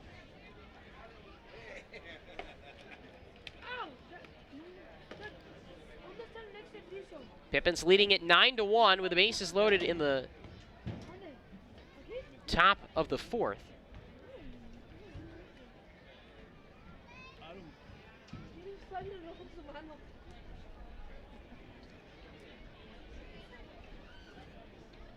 Lynch puts his hat back on and his mask, and he'll stay in. Despite 2 hits to each hand, he is going to stay behind the plate. And he gets some well-deserved cheers. Lynch is a tough guy, no doubt about it. Another right-hander warming in the bullpen for the Raptors. Off first glance, I believe that's Johnny Weaver, the shortstop. The 1-2. And body lines this towards center. Schwartz comes on, dives, and he made the catch! Gets up and throws towards home. Here's the throw to the plate. It's cut off by Chesney at first, but what a play by Luke Schwartz to take away what could have been an extra base hit. He dove at the perfect time, and it turns into a sac fly to make it a 9-2 ball game. Oh boy, that's why Luke Schwartz is in the lineup every day despite the lackluster offense. A stupendous play in center field that turned what could have been a bases clearing double into a sacrifice fly. And now Tyler Earn, the batter. First pitch.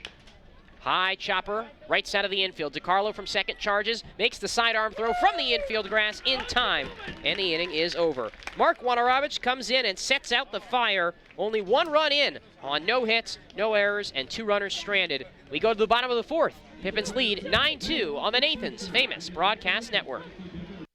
At Cascade Natural Gas, we help smart businesses cover their bases.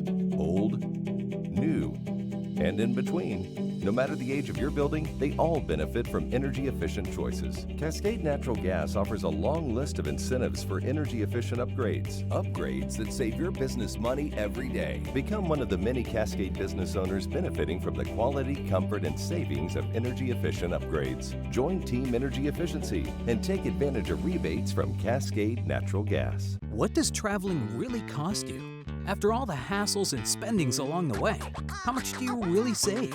When you fly YKM, you can save on gas, money, sleep, parking fees, stress, and most of all, the one thing you can't get back, your time. Those savings really add up. What's that worth to you? Fly faster. Fly YKM. Visit flyykm.com, where you can connect to over 85 cities. Book your flight today. Carrying top-notch supplies for more than 70 years in the Yakima Valley. Your hometown Ace Hardware stores in Yakima and Natchez provide attentive customer service and the best brands for all your home improvement project needs. Roy's Ace Hardware in downtown Yakima, Hometown Ace Hardware in Tieton Village in Yakima, and Oak Creek Hardware in Natchez also has fishing, hunting, landscaping, and cleaning equipment. Ace Hardware. Hardware supplies and competitive prices.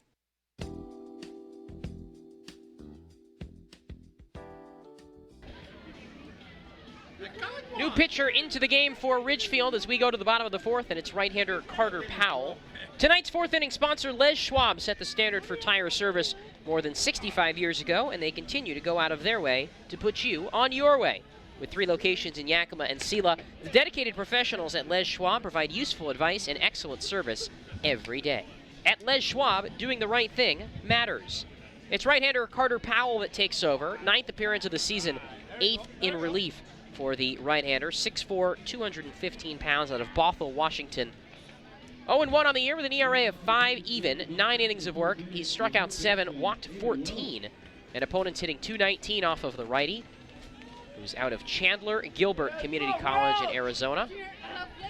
Last pitched on Sunday against Portland, walked 1, allowed 1 hit over 2/3 of innings of relief.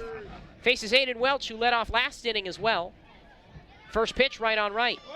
A fastball down and in for ball 1. Hayden Minnick relieved after giving up 9 runs, 4 earned on 9 hits, and 2 walks over 3 innings. The 1-0. That's inside and drills Welch on his back. What's up, man? He was able to spin and to let that hit his back. Otherwise, that might have been a lot more painful. But the leadoff man on here for Brian Rice. Rice hitting left-handed with 1 on, nobody out. 9-2 the Pippins lead in the bottom of the 4th. After 1 run in for Ridgefield in the top half on a sacrifice fly. First pitch. A fastball in for a strike at the letters. And it's 0-1 on Rice, who has walked and hit an RBI single in 2 trips to the plate today.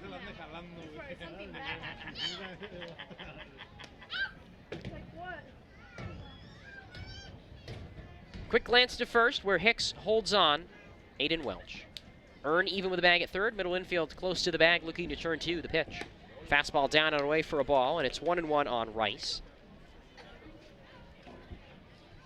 Brian, who's wearing a black undershirt, covering his entire sleeves on what's turned into a little bit of a chilly night here in Yakima.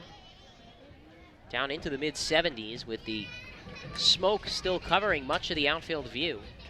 Runner takes off, and a soft ground ball rolled foul off to the right, and it's 1-2 on Rice. Our normally pretty view of the hills in the background is kind of obscured right now by a thick cloud of smoke from some fires that started the western part of the state. 1-2 to Rice. Earn creeps in from third. Runner takes off, and a breaking ball cut on and missed. Throw down to second is high and way off the bag. So the hit and run did not work, and Rice swung at a pitch I think he probably didn't want to. But Welch takes second on a poor throw from Enbody, and there's 1 out and a man in scoring position here in the 4th.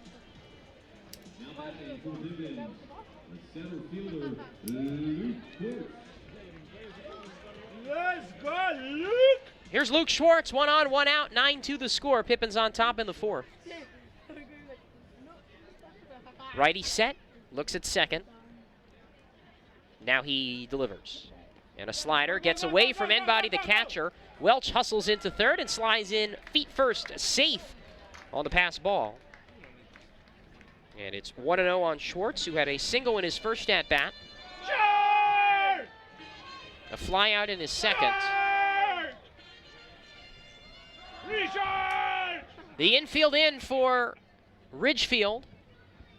Welch at third, 1 out. 9-2 the score in the 4th. 1-0 pitch. Schwartz watches a curveball down below the knees for ball 2. Tall righty Powell, who's got really long legs.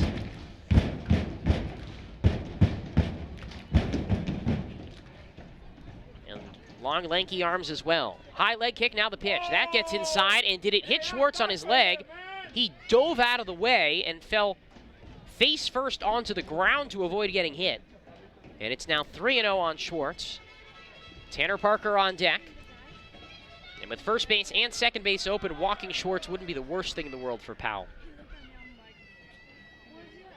Delivers the 3-0. Schwartz takes a fastball on the other lower outside corner for a strike. 3-1 on Luke, who hasn't had an RBI in quite some time, just 8 on the year.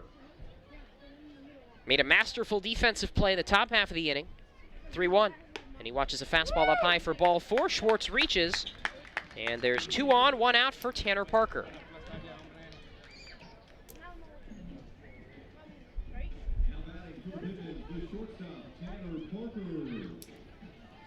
Tanner with a single through the left side in the 3rd on a hit and run. 1 for 2 today, batting out of the 9 spot for the first time since early June. Runners on the corners, 1 down, 9-2 the score. Pippins lead in the 4th. A look to first, slight lead for Schwartz, and the pitch. A fastball down and in for ball 1. Nick DiCarlo waiting on deck should the inning continue. Outfield straight away, playing shallower than normal. No doubles type defense no longer in order. Runner takes off from second, pitches inside, end body fakes a throw and doesn't throw down. Schwartz with a stolen base. Pitch was actually called a strike on the inner third. But Schwartz steals second, and now the double play no longer in order. 2 in scoring position, 1 out. Bottom of the 4th inning, Pippins lead 9-2 in the infield in for Ridgefield. Right-hander pitches home. And a curveball dropped in for a strike on the outside corner. That was a pitch Tanner really could have taken advantage of. But instead he lays off, and it stays 1-2.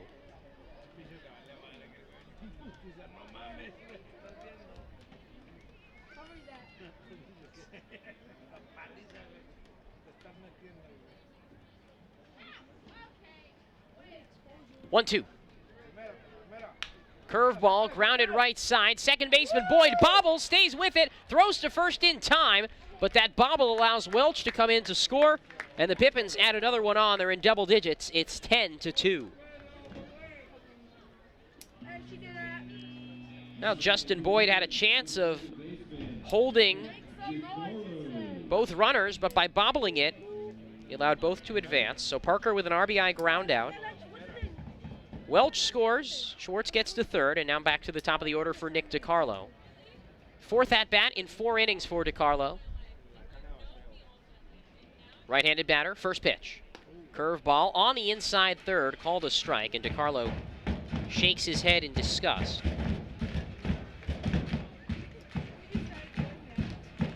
Runner at third is Schwartz, 2 down in an 8-run game. Pippins leading 10-2 in the bottom of the 4th. The 0-1.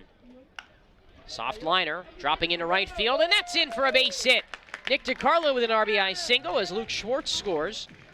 And he didn't barrel that one up like he usually does, but it's enough for his first hit of the game, and it's 11-2.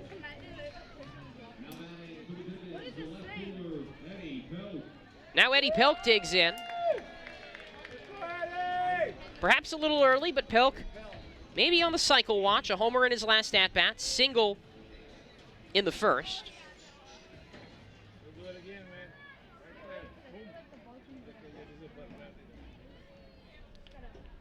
First offering.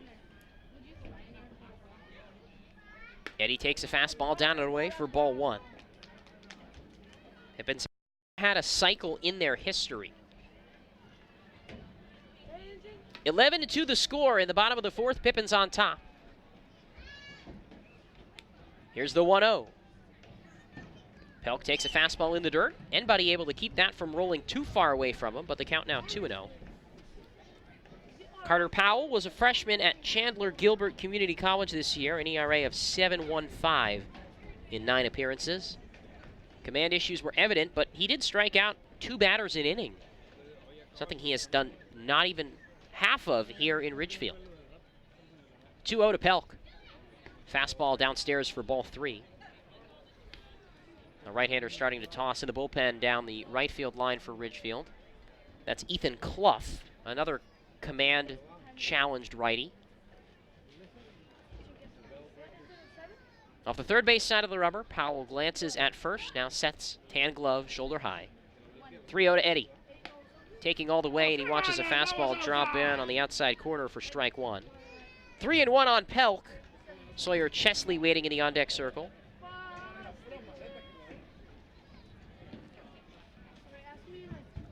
Now the pitch. Fastball up high, ball 4. Pelk flips the bat back towards the dugout, and he's reached in all 4 trips. And now Sawyer Chesley to the plate with 2 down.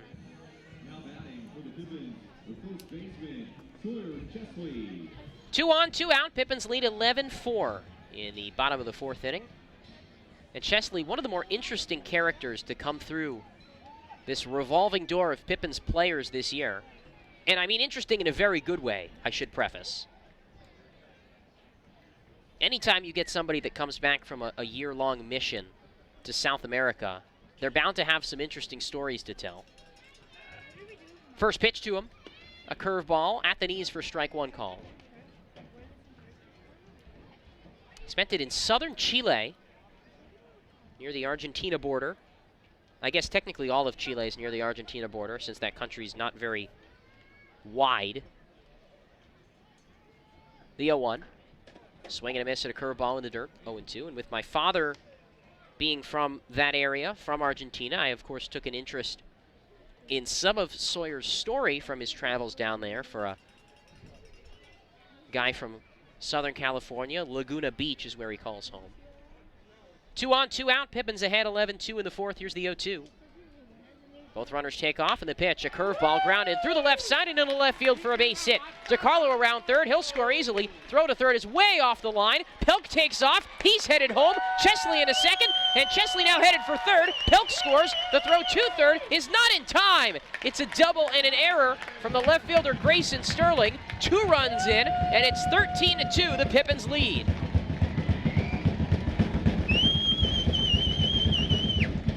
What a wacky, wacky play. But either way, 2 runs are in. Chesley gets to third. And the Pippins now lead it by a score of 13-2 here in the 4th inning. And now James Bell, the batter. 8th man to hit this inning. Right-handed batter with a man at third, 2 down. The pitch. Bell drives this to deep center field. Cano back. That's over his head and bounces on the warning track off the base of the wall. Chesley scores. Bell headed for second. He's got an RBI double, and the Pippins lead 14-2. Not even a moment's hesitation. And the Pippins are just crushing Ridgefield pitching right now. Bell with a booming double. And Tyler Dean will bat, the 9th man to hit this inning, just as it was an inning ago. Dean 1 for 3 today, looking for the hit off of Powell. Righty glances at second, now pitches. Dean takes a fastball up high for ball 1. So officially that hit from Chesley has scored a single, and then moved up on an error by the left fielder, Grayson Sterling. 1-0 pitch. Here it comes. Tyler Dean takes a fastball in the outside corner, called a strike, 1-1. Inning started with an Aiden Welch hit by pitch. He waits on the on-deck circle. Another big inning. The Pippins with their 3rd inning of the first 4 today, in which they've scored 4 or more runs.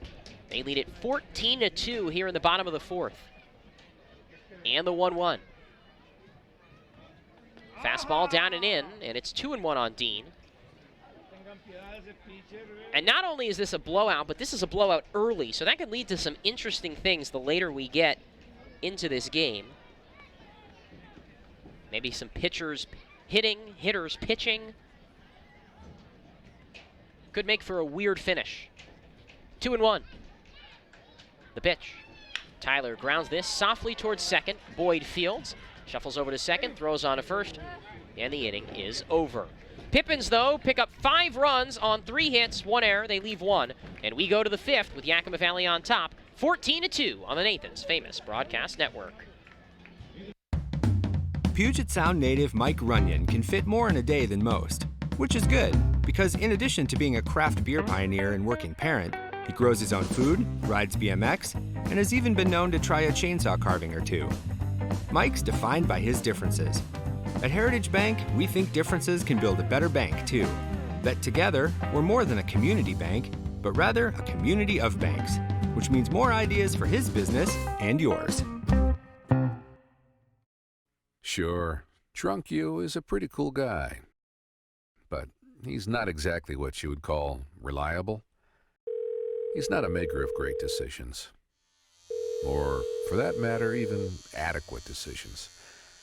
The point is, you shouldn't trust the version of you that created the macaroni taco to create a plan to get you home safe.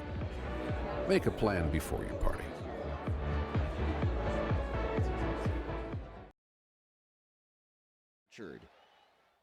Tailgaters Bar and Grill in Sela offers an upscale dining experience in a relaxed atmosphere in downtown Sela.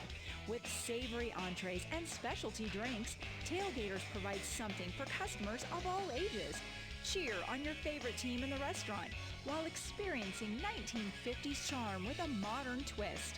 Visit Tailgaters Bar and Grill today, located at 110 East 3rd Avenue at Viking Village in Sela. Tailgaters Bar and Grill.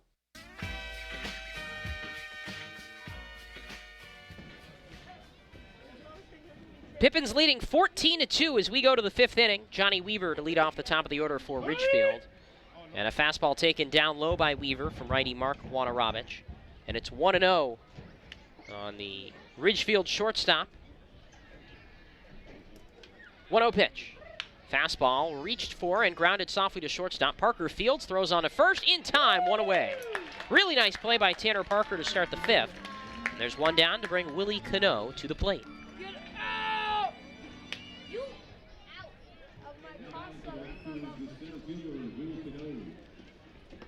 Smoke continuing to settle in over the ballpark here, but the air quality's not bad. Base is empty, one away for Willie Cano. The pitch to him, and a fastball tails well outside, 1-0. The air quality index right now is 15, which is not bad at all. Not even close to being an issue. Welch in at third, the 1-0. A fastball down and away from Mark. 2 balls and no strikes. Wanarabich making his team-leading 14th appearance of the season. Up there with Jack Gonzalez and Joe McGreasy as the team leaders in innings as well. One of 4 guys who has been here from day 1 to today. 2-0, a fastball at the knees for a strike, 2-1. In a season with nearly 50 players that have suited up, so much turnover, Mark has been a name that's been here from day 1 to day wherever we are. This is the 43rd game. There's a slider on the inner third. It's 2-2. 1 out, nobody on. Pippins leading 14-2 here in the 5th. Nick Brown the other, along with Tanner Parker and A.J. Wood. 2-2. Slider. Foul tipped back into the glove on the outside corner. Strike 3. Willie Cano is 0 for 3 with 3 strikeouts. There's 2 down for Michael Hicks.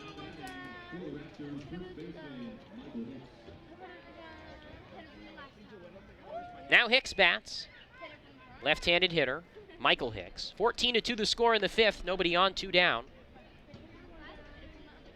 Wanarabich glances in. Off the third base side of the rubber, the bearded righty lifts the leg, now deals, and misses down low with a fastball, ball 1. Hicks 0 for 2 today. This top 3 in the order for Ridgefield, a combined 0 for 8. They've gone down 1, 2, 3 in the 1st, 3rd, and in danger of doing so in the 5th as well. Kicking the 1-0 for Mark. And Hicks smacks this towards second, past DiCarlo, into right center field. So now the top 3 in the order is 1 for 9. 2 out single for Hicks. It'll bring up Steve Ramirez.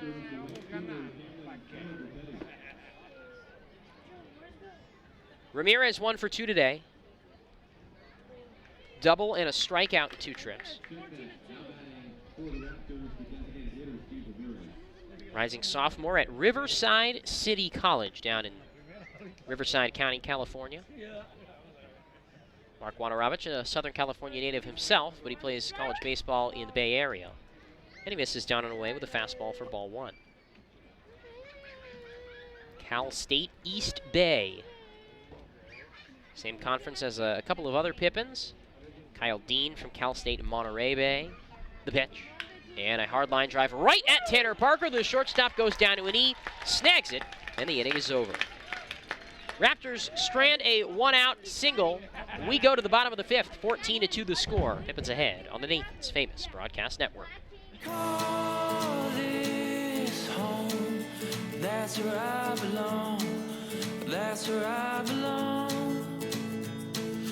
Call this home, that's where I belong, that's where I belong.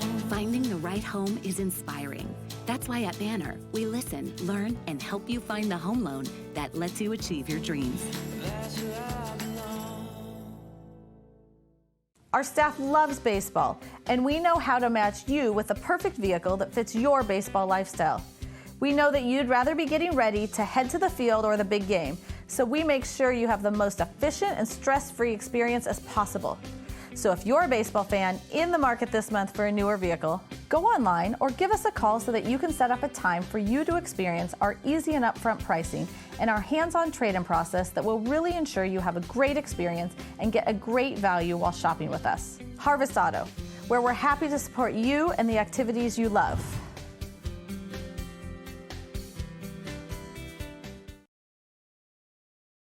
Whenever you want. Get free fitness training and tons of cardio and strength equipment, plus a totally friendly staff for just $10 a month with absolutely no judgment. We want you to be you for just $10 a month. Come in for a free tour or join online at planetfitness.com. Planet Fitness.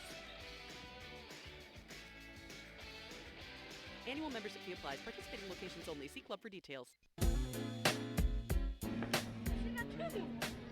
Pippins leading 14-2 as we go to the bottom of the fifth. Aiden Welch to lead things off for the third straight inning.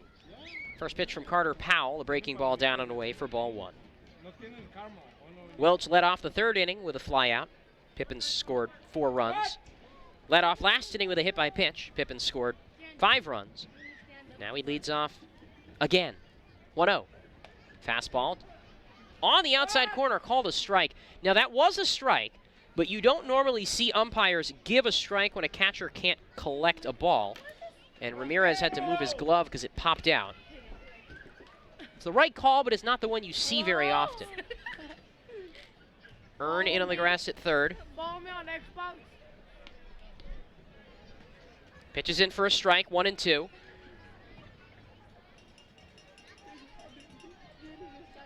One ball and 2 strikes, nobody on, nobody out here in the fifth. Now the pitch. Curve ball, down low, 2-2.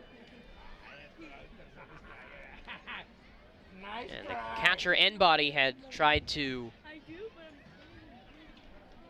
throw around the horn. 2-2 pitch. There's a curveball, that's in for strike 3, and Welch down on strikes to start the fifth.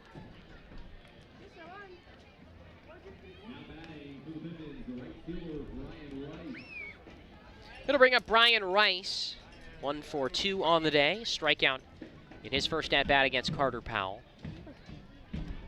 Lights on as the smoky skies cloud the distance. And a fastball taken high and away, ball 1. Brian with an RBI single in the first. Infield, outfield, straight away, normal depth. Powell kicks and delivers the 1-0, and a fastball misses way high. N-Body leaped out of the crouch to keep that one.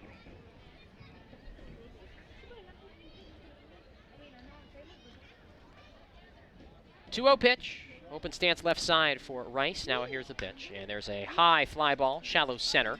Cano ambling over to his left, steps back a few, reaches up, makes the hat-high grab left of his cap, 2 outs.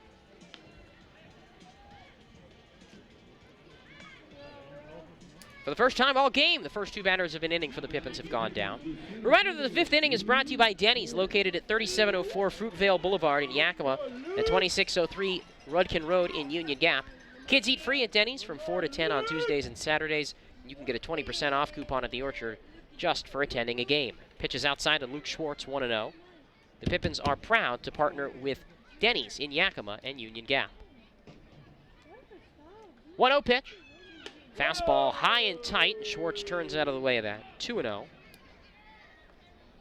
Nobody on, 2 out. Pippins leading it 14-2 here in the bottom of the 5th inning in game 1 of a 3-game series against the Raptors. 2-0. Schwartz with a soft ground ball back past the mound. Second baseman Boyd charges, throws off balance to first. It gets away from Michael Hicks, and I think Schwartz might have beaten it out anyway. And he did. An infield single is the ruling on a soft ground ball to second.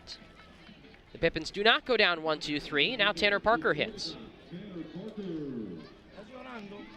Parker batting with 1 on, 2 outs in the bottom of the 5th in a 14-2 game. Pippins in the lead.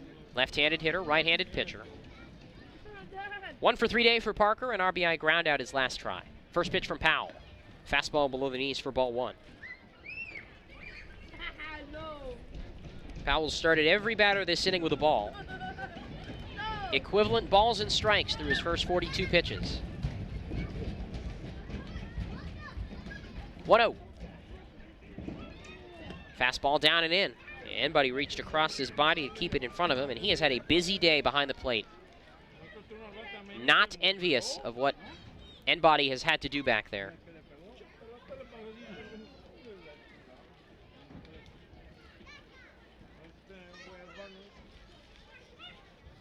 (2-0). Parker takes a fastball down and away, and the count moves to 3-0. Schwartz at first after an infield single. 2 outs in a 14-2 game here in the bottom of the 5th inning. Now the question is, can the Pippins set any more season highs? This is a season high in runs. 3-0. Parker taking all the way, and he watches a fastball in the dirt for ball 4. Now it'll be 2 on, 2 out for the top of the order in Nick DiCarlo.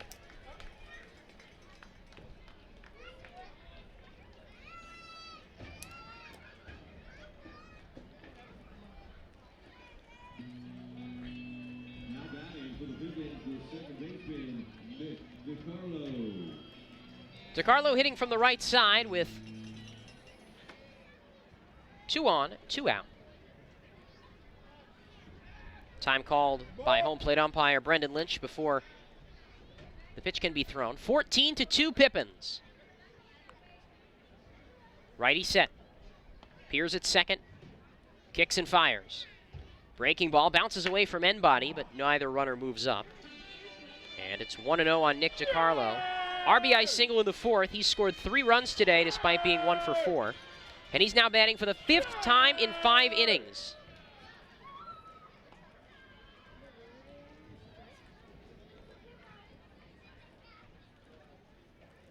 Another pitch. 1-0, check swing on a fastball that's in for a strike anyway.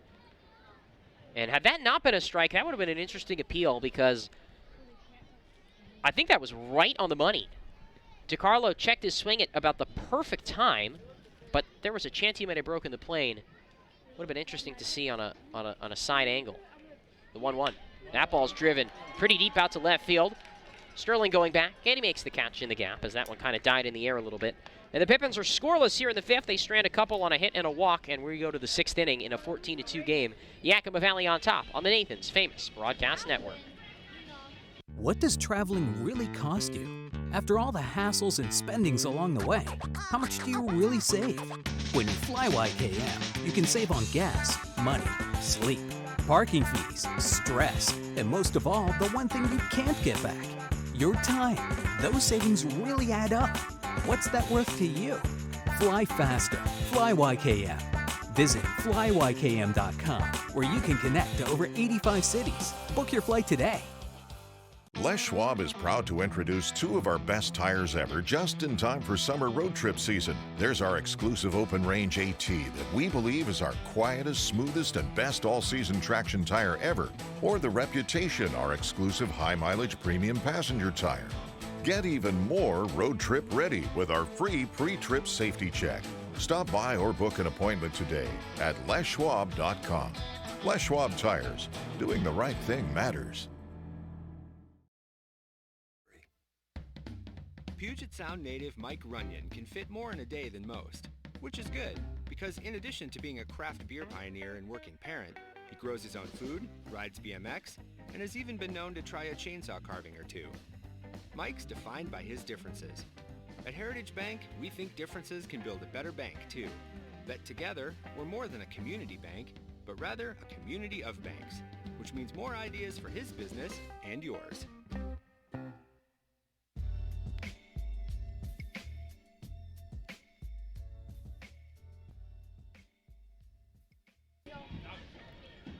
Five innings in the books. Pippins well on their way to a victory with a score of 14-2. And it's Cameron Rapetti to lead things off against right-hander Mark Wanarovich. First pitch, right on right, and a ground ball hit left side of the infield. Parker, the shortstop, over to his right, collects, throws on a first, low throw. Chesley scoops, and it's 1 pitch, 1 out for Waino to start the 6th. And no, that's not how you say his name at all. It's Wanarovich, but nobody can seem to get it right. And so his nickname, at least by what the coaches call him, is Waino. Which, even if you look at his name phonetically, wouldn't make any sense because it's W-O-I-N-A. The A is several letters after the O. Now the first pitch. Backdoor breaking ball in for a strike, 0-1. Believe the name is of Polish descent, as a lot of names in Poland end with that CZ. The real question is where the B sound comes from. 0-1. Sterling gets hit on the foot by a slider that came way too far inside. Wojnarowicz a little frustrated after that one. Grayson Sterling has now reached in all 3 trips to the plate, and it brings up Justin Boyd. 1 on, 1 out. Pippins leading it 14-2 here in the 6th. 6th inning brought to you by the Yakima Herald Republic and yakimaherald.com, your best sources for local sports, news, entertainment, and lifestyle information from across central Washington. Call 575-7755 to subscribe to a print or digital package. The Yakima Herald Republic, they tell your stories. First pitch to Boyd, a fastball in for a strike on the inside corner. 0-1 on the Oregon State second baseman. Walk and a fly out today in 2 trips to the plate.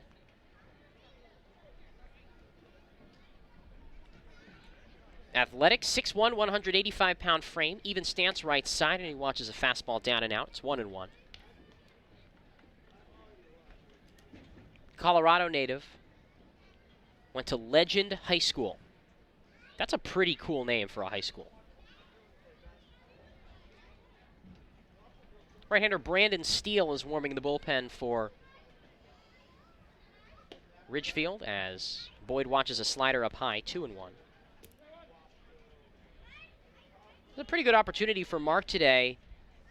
He has not been pitching to, I believe, his standards for sure the last couple of outings. But off to a nice start today, especially after entering with the bases loaded, 1 out, and only allowing 1 run to score. 2-1 pitch, a fastball down and outside, and it's 3-1. And it's been command that has kind of escaped him recently.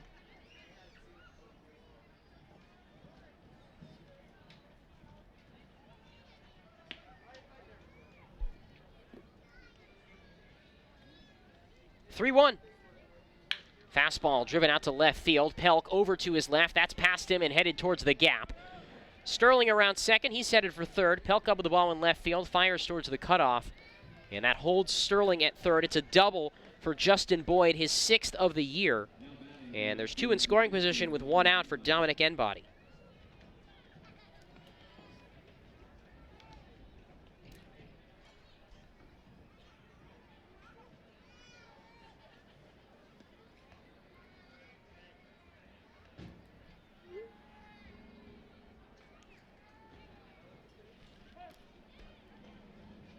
Enbody with a single and a sac fly in 2 trips today. Pippins leading by 12 runs.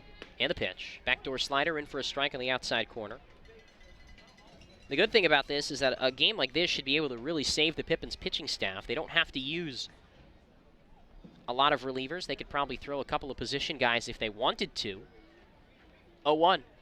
Enbody slices this foul out of play, back left side. And it's no balls and 2 strikes on Dominic Enbody.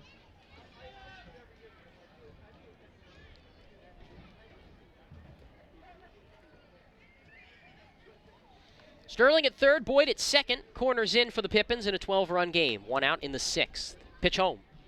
Backdoor breaking ball, grounded left side. Shortstop Parker can't take a funny hop. Stays with it, though, and they got a chance to get Boyd at third. There's no throw.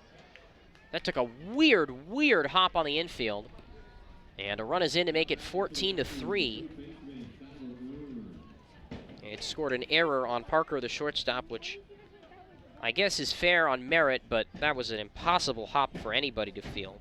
So now runners on the corners, still 1 out for the 9-hitter Tyler Earn, who is 0 for 2 today. Middle infield moves to double play depth. 14-3 the score, top of the 6th inning, 1 out. And Earn out of the College of the Canyons. The pitch. Slider drops in for a strike on the outside corner. Well-placed pitch, and Wojnarowicz jumps out in front, 0-1.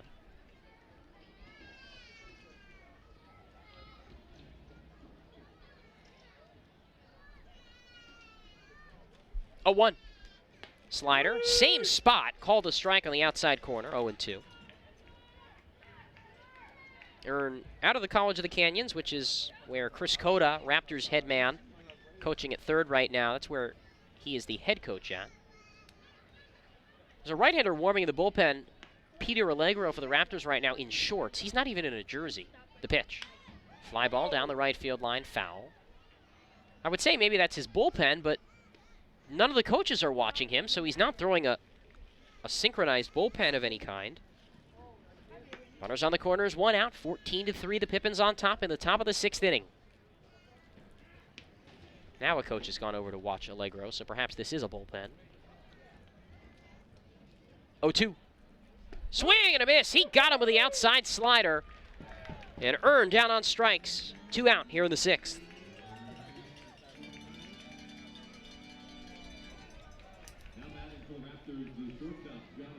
Now to the top of the order for Johnny Weaver. Grand Canyon University shortstop is 0 for 3 today. Runners on the corners, 2 outs in a 14-3 game, top of the 6th inning. Right on right, Mark fires. And a slider on the inside corner called a strike, 0-1. So we found Mark's rhythm. Can't throw strikes with a fastball, pound him inside and outside with a slider. How about this score from Bend? 13-1, the Elks lead Corvallis. There's a fastball down and away, 1-1. That's a shocker. I mean, really a shocker. 1-1. Slider got him swinging, 1-2. Maybe the most surprising part is that Michael Hansel, who the Pippins absolutely pounded here a week ago, has thrown 7 innings of 1-run ball against the league's best offense. You really can't predict baseball. 14-3. Pippins leading here in the 6th. They got 1 hit yesterday, and they put up 14 runs. And there's a swing and a miss. Slider on point for Mark Wanaravich. He gets back-to-back Ks to end the 6th. 1 unearned run is in, and it's 14-3 as we go to the bottom half here on the Nathan's Famous Broadcast Network. Prosser Memorial Health's Grandview Clinic is now open and accepting new patients. Services include family medicine, women's health, mental health, and after-hours care. The Grandview Clinic is open 8 a.m. to 8 p.m. 7 days a week to best serve you and your loved ones. Walk-ins are welcome, and se habla español. This is how we care.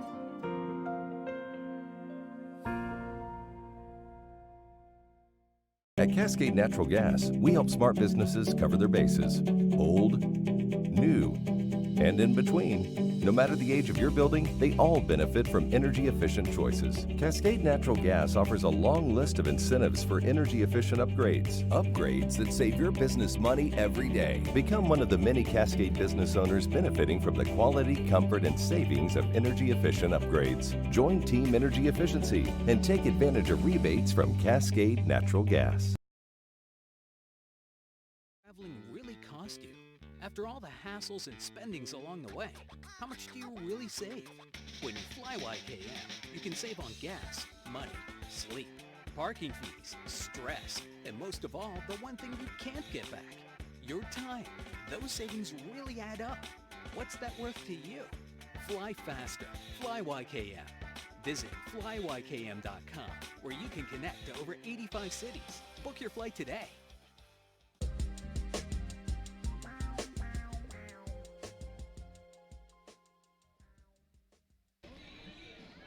New right-hander into the game for the Raptors as we go to the 6th inning, and it's Brandon Steele that takes over, the right-hander, big and burly at 6'4", 250 pounds, out of Kingsburg, California. 6th appearance of the season for Steele. He's 1-1 with an ERA of 7.71. Over 4 2/3 innings of work, he struck out 4, walked 3, and opponents hitting .318 off of the righty, who last pitched a week ago today against Portland, gave up 4 runs on 5 hits, didn't record an out, and took the loss in that outing. I guess if you want to look at a positive, he didn't walk anybody. Then he faces Eddie Pelk to start off the bottom of the 6th. Pelk with a homer, a single, and 2 walks today. He's had a great game. Righty versus lefty, 14-3 our score as we start the last half of the 6th. First pitch from Steele. Fastball skips in the dirt and gets to the backstop, and it's 1-0.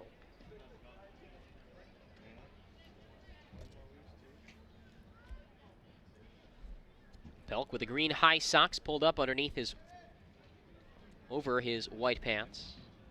1-0 pitch. Fastball in for a strike at the letters, 1-1. 14-3 Pippins in the 6th. Infield deep, outfield shallow. That is a weird alignment. 1-1.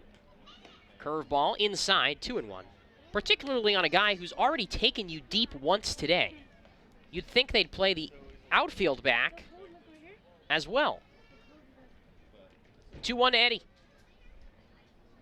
Steele with a fastball up and away for ball 3. Brandon Steele out of Vanguard University. He actually hadn't given up a run in each of his 4 appearances to start the year before that rough outing a week ago against Portland. 3-1. He misses outside, ball 4, a walk to Eddie Pelk. 3rd walk of the day for Eddie. He has reached base 5 times. And it brings up Sawyer Chesley with nobody out.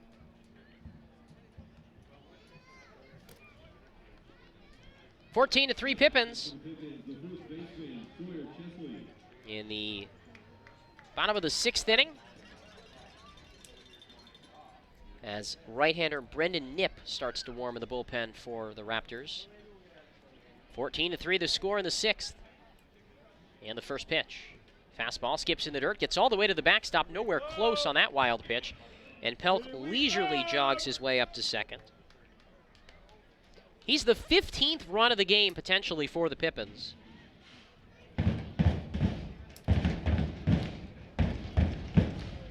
(14-3 the score here in the bottom of the 6th inning. Eddie Pelk at second, nobody out for Sawyer Chesley, who is 2 for 3. RBI single in the 4th inning in his last at-bat. Steele glances at second, first pitch. Or that pitch, excuse me. A fastball down low to push the count to 2-0. Sawyer Chesley, who had his first extra base hit as a Pippin earlier in this game as well, when he doubled into left field back in the 3rd inning. 2-0. Checked his swing and rolls a pitch that he didn't really mean to hit off towards the Ridgefield dugout on the first base side. Smoky and foggy night here in the Valley. 2-1, and man, that was some kind of storms we had last Tuesday that apparently caused some of the wildfires that have trickled their way over here. 2-1. Half swing and a roller foul down the first base line. 2-2. Pelk at second, nobody out. 14-3 the score in the 6th. Was driving back from the Tri-Cities Tuesday night along Interstate 82 back to Yakima, and it was such a strange combination. It was this thrilling, this beautiful lightning just striking everywhere with almost no precipitation. 2-2. Fastball in the dirt. Not even really close. Enbuddy had to shuffle to his right to block it, and the count is full, 3-2. And the even crazier part was there was almost no thunder. I thought at first, well, maybe I'm just far away from the storm. Kept getting closer to Yakima, and it was never heard thunder, and it was very little rain. It was just a ton of lightning. 3-2. Chesley takes a fastball on the inside third. Strike 3 called, and Steele battles back to set down Chesley for the first out here, the 6th.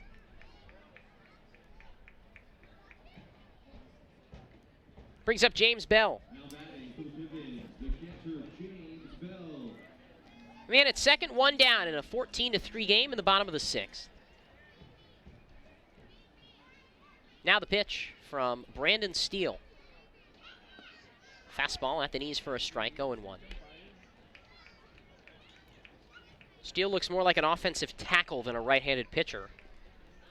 He is a fit 250 pounds.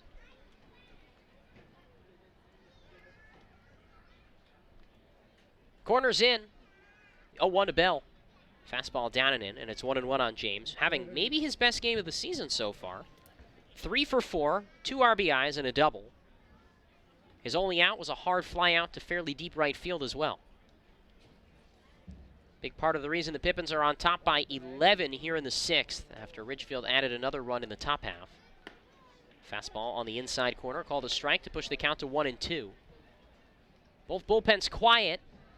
Mark Wanarabich looks like he'll get a chance to Pitch the 7th at least for Yakima Valley. Pippins do have to keep those 2 non-league games on Tuesday and Wednesday in mind as they manage the pitchers. 1-2. Curveball hit hard through the 5-6 hole and into left field for a base hit. Pelk is held at third. James Bell has a 4-hit day, and we're only in the 6th inning.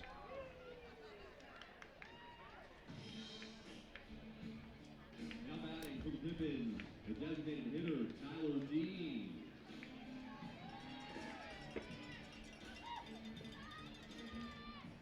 Third 4-hit day of the year by a Pippins batter. Christian Padilla and Tanner Parker the others.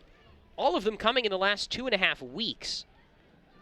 After we didn't have a single 4-hit game in the first 6 or so weeks of the season.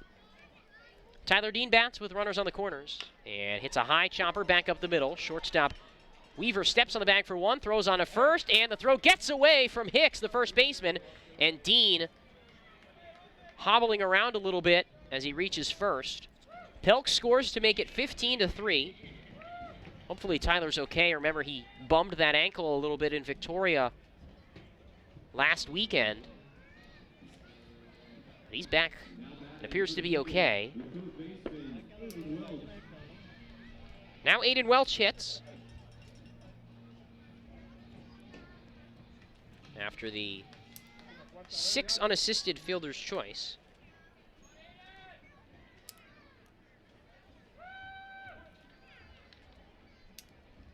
(15-3) Pippins lead here in the bottom of the 6th. Righty on righty the pitch. Welch with a fastball at the knees for a strike, 0-1.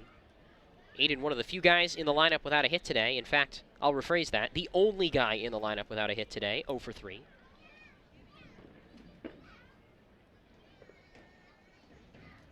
Oh, 1.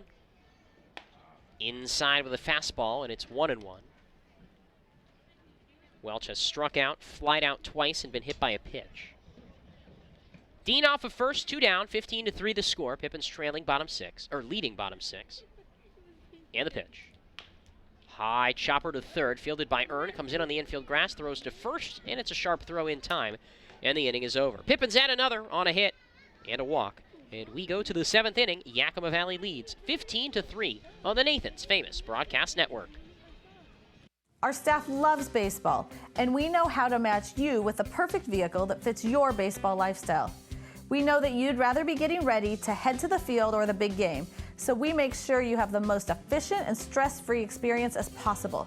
So if you're a baseball fan in the market this month for a newer vehicle, go online or give us a call so that you can set up a time for you to experience our easy and upfront pricing and our hands-on trade-in process that will really ensure you have a great experience and get a great value while shopping with us. Harvest Auto, where we're happy to support you and the activities you love.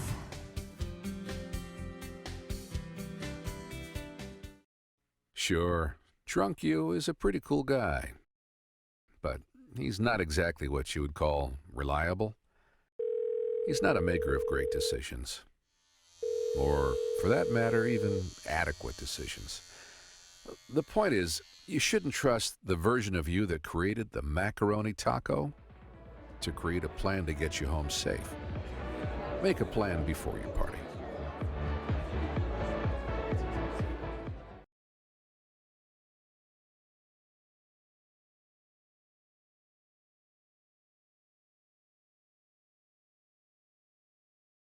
Or the Reputation, our exclusive high-mileage premium passenger tire. Get even more road trip ready with our free pre-trip safety check. Stop by or book an appointment today at leschwab.com. Les Schwab Tires. Doing the right thing matters.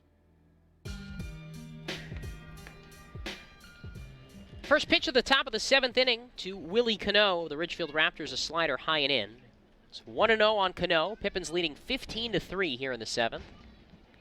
And the pitch. And a soft line drive over the head of the first baseman Chesley. Drops in right field for a base hit. Rice quickly up with the ball. Fires a bullet back to second. A leadoff single for Willie Cano. He was 0 for 3 coming in. Now Michael Hicks will bat, who is 1 for 3. Pippins get righty Dominic Miller warming in the bullpen. Hicks, the big left-handed batter, 1 for 3 today.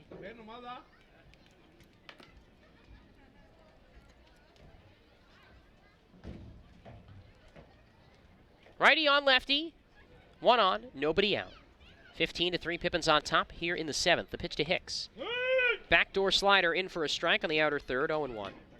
And man, the fan in front of me, quite literally the first row in front of the press box, really having a fun time pretending to be an umpire today. Not sure if you guys can hear him on the broadcast. There's a fastball down and away, 1-1. But he is enjoying expressing himself today. That's for sure. Talked about last inning how pitcher Brandon Steele for Ridgefield looks more like an offensive lineman than a pitcher. Here's the 1-1 to Hicks. Change up way outside, 2-1. Hicks looks more like a power forward, or a small forward, than a baseball player. A lanky 6'7". And if you had to guess which sport his father played college in, so fastball misses away to push the count to 3-1. You probably wouldn't guess golf, but that's the one. So now I'm wondering how tall his father was. Dad played golfer at the University of Minnesota Duluth. 3-1 the count on Hicks. One on, nobody out. Pippins lead 15-3, and there's a backdoor fastball. I guess a backdoor fastball is not really a thing, but that had some backdoor tail on it. And it pushes the count full on Michael Hicks. 3-2 the count. Middle infield at double play depth. DeCarlo at second, Parker at short. Chesley holds the runner at first. Takes a slight lead. 3-2. Hicks grounds this to first. Chesley bobbles, might not have a play at second, running it to first, and Hicks beat it out. He's safe. And an E3 on Sawyer Chesley, who had a shot at double play, instead got 0 outs. And there's 2 on, nobody out here for Steve Ramirez.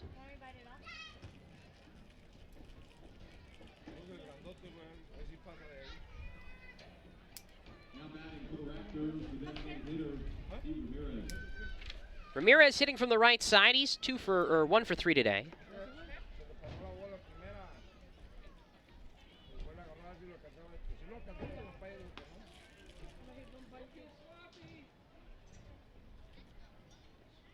Pitch. That comes in, and that hit him on his helmet, and now the bases are loaded. And they're going to check on Ramirez right away. He got drilled on the helmet.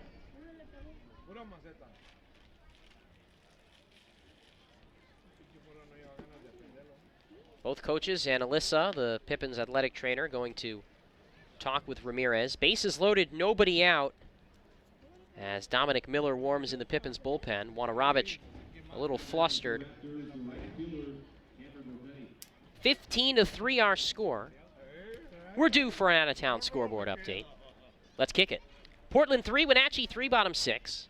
Cowlitz 2, Walla Walla 1, bottom 7. Port Angeles 3, Bellingham 1, bottom 9. And I still am dumbfounded by this result. Bend 13, Corvallis 1, bottom 8. Here in Yakima, it's 15-3, the Pippins on top of the Raptors in the 6th.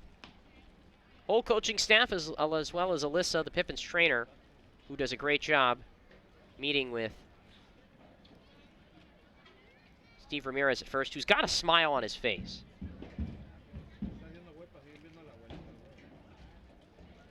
One of the Raptors players from the bench, I think that's Wyatt Hoffman, has just joined in on the meeting for whatever reason. It'll be Cameron Rapetti to bat. And Alyssa walks back towards the Ridgefield dugout. I think they're going to be keeping a close eye on Ramirez. Not the first time a Pippin pitcher has hit a batter on the head. Also happened in Portland a couple of weeks ago to Brendan Power.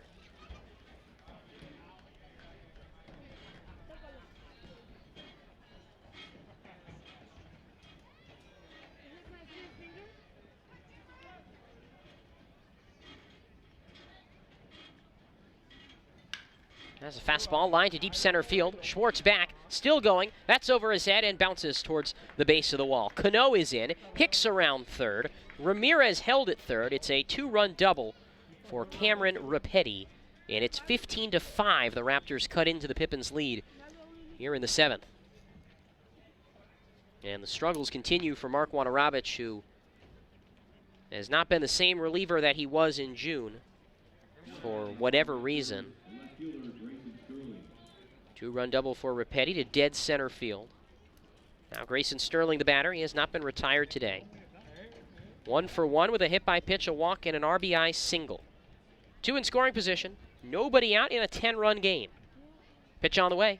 Sterling drives this deep to right field. Rice hauls up and watches that one fly. A 3-run moonshot for Grayson Sterling. And the Pippins lead is cut to 15-8 here in the 7th. That thing was absolutely destroyed by Grayson Sterling. Holy moly. A cannon home run. First of the year for the left-hand batter. The Pippins bat boy just gave him a high five. Come on, man. You're on our side.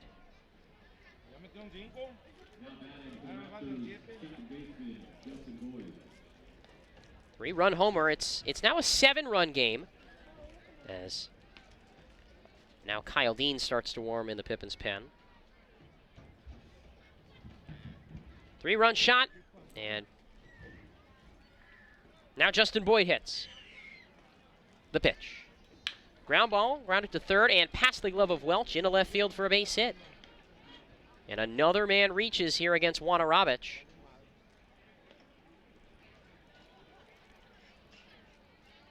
The first 6 men in this inning have all gotten on base one way or another. And I think that might do it for Mark Wanarabich, who is waiting on a mound visit now from Rob Hippie, and it wasn't the outing he was looking for. And it looks like Kyle Dean will enter into the game in relief. After a big start to the inning for Ridgefield. And Wanarabich displaying some emotion. He's frustrated on the mound right now. Kicks up a little dirt.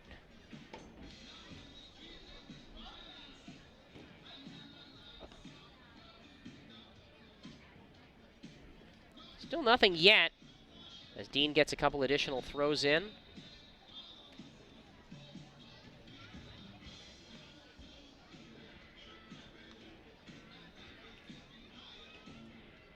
Now the mound visit over. Wanarabich is going to stay in this game. Boyd at first. Dominic Enbody comes to the plate. Kyle Dean continues to throw in the bullpen. It's 15-8. The Pippins on top here in the 7th. Pitching staff continues to struggle late in the season for the Pippins. Enbody hits left-handed. 1 for 2 today with an error, single, and a sacrifice fly.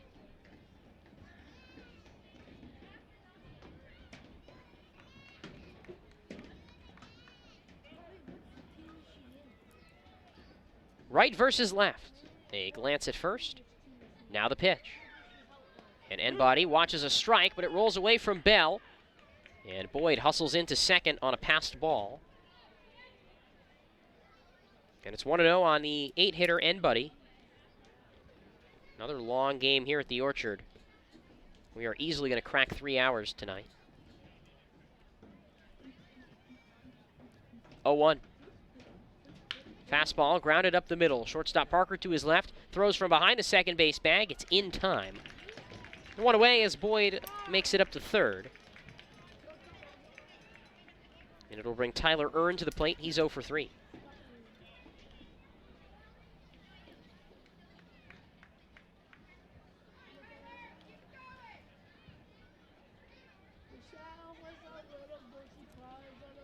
Right-handed batter, right-handed pitcher.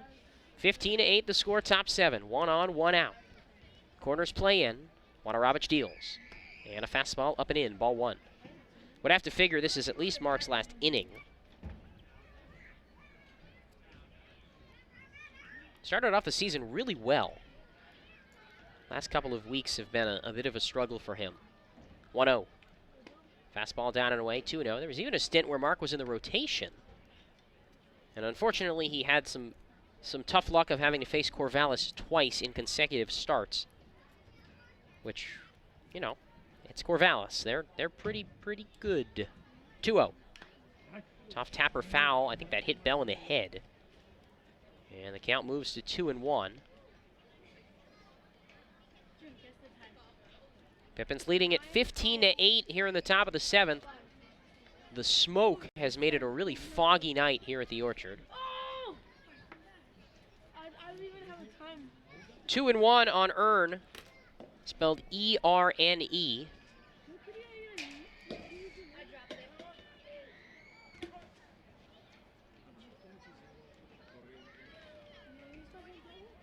Two one.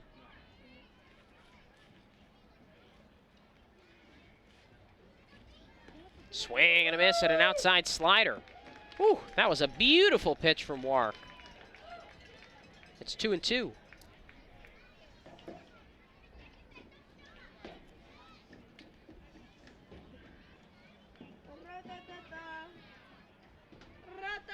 Two. Here it comes. Slider down and away, stopped by Bell. That was a really good stop. Both catchers have been busy tonight, Bell and Enbody. Justin Boyd at third.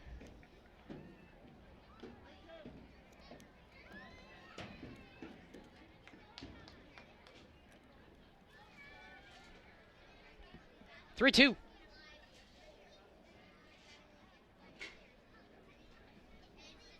Strike three called. What a pitch from Mark. Painted the outside corner with a fastball. Two down for the top of the order in Johnny Weaver.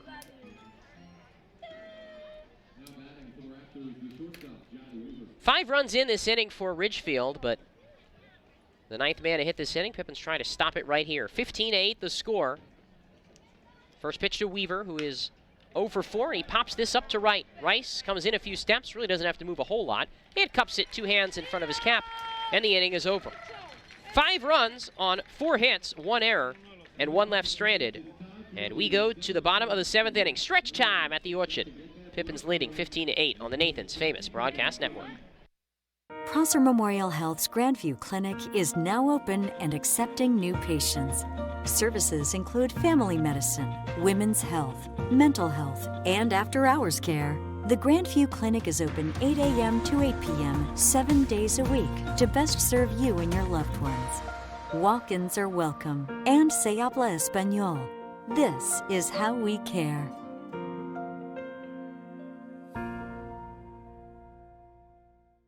At Cascade Natural Gas, we help smart businesses cover their bases. Old, new, and in between. No matter the age of your building, they all benefit from energy-efficient choices. Cascade Natural Gas offers a long list of incentives for energy-efficient upgrades. Upgrades that save your business money every day. Become one of the many Cascade business owners benefiting from the quality, comfort, and savings of energy-efficient upgrades. Join Team Energy Efficiency and take advantage of rebates from Cascade Natural Gas. Nothing is sweeter for the warm summer months than a great scoop of Baskin-Robbins ice cream. Your Baskin-Robbins store right here in Yakima on South 1st Street proudly supports Yakima Valley Pippins baseball. Make sure you stop by and grab a cup or cone of your favorite Baskin-Robbins flavor at the South 1st location. And then, next time you're at Yakima County Stadium, try out their awesome baseball medley. Baskin-Robbins ice cream and Pippins baseball will make your summer memorable.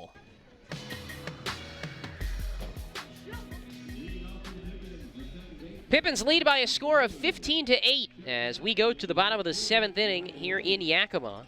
And it's the 7-8-9 part of the Pippins order. Brian Rice, Luke Schwartz, and Tanner Parker to hit against big righty Brandon Steele. First pitch. Rice takes a fastball down low for ball 1. Brian 1 for 3 today, RBI single in the first. Not much since. 1-0 pitch. Fastball high and away, and it's 2-0 on Rice.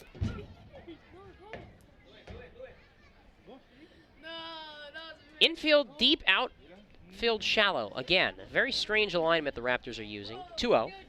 Fastball skips in the dirt, down and away, and it's 3-0.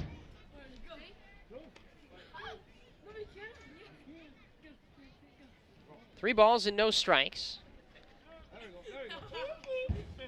15-8 the score, bottom of the 7th. Pippins on top as a right-hander warms in the Pippins bullpen. Pitch on the outside corner, called a strike with a fastball. That's Dominic Miller that's throwing. 3-1 on Rice. Steele fires. And a hard ground ball hit on a couple of hops through the right side and into right field for a base hit.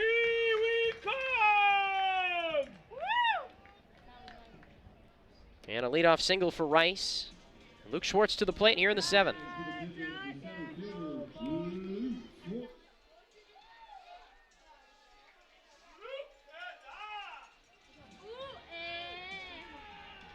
Schwartz is 2 for 3 today. Pretty good day for him at the dish.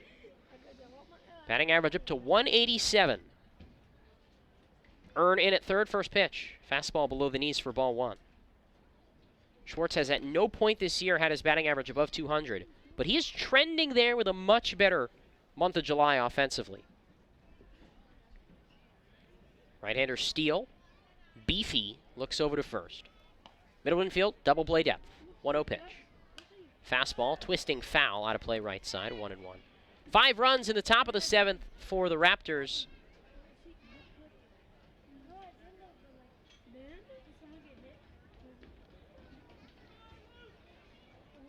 They've cut the lead down to 15-8, which is still a big lead. 1-1. Schwartz watches a curveball miss over his head. 2-1 on Schwartz. Tanner Parker waiting on deck.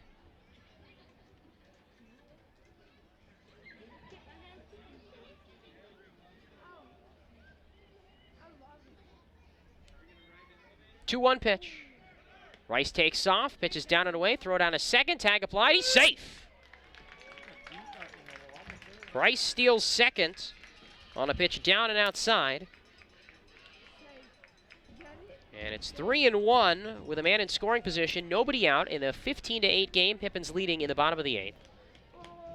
As the smoke continues to fill the ballpark, it's been more and more with the lights and the sun setting harder to see throughout this game. 3-1 pitch. Fastball popped up, first base side, foul territory. Twisting out of play, and that one lands in the second deck of the seats before bouncing out of play, 3-2.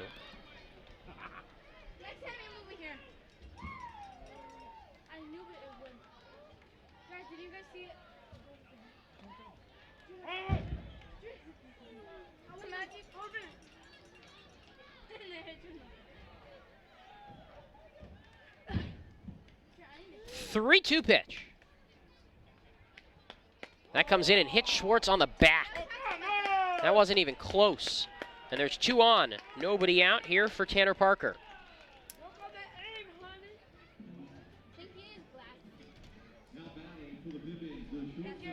Right-hander Wyatt Hoffman, who is not a pitcher, he's an infielder. Although his dad was a pretty good pitcher, I've heard. Been told Trevor Hoffman was pretty good at pitching. He's warming in the bullpen now down the right field line. Now I'm wondering if Trevor Hoffman is watching. That'd be pretty cool. Runners in, corners in, middle back. Pippins ahead 15-8 here in the 7th, first pitch. There's a line shot hit out to center. Cano over to his left makes the catch in right center field, and that's out number 1.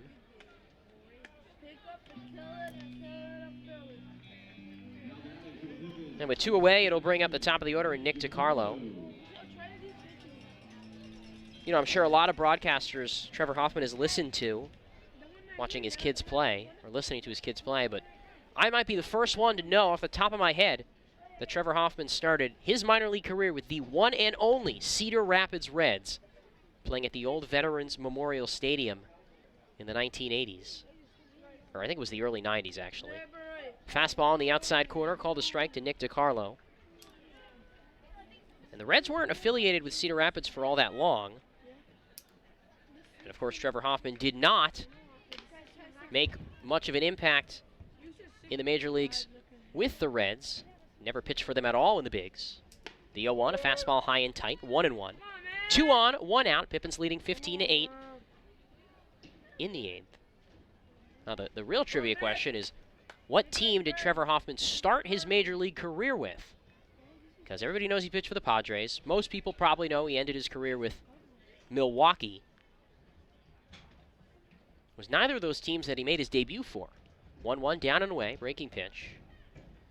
2-1. It was the team that drafted him from the Reds in an expansion draft. It was the or at that point, the Florida Marlins.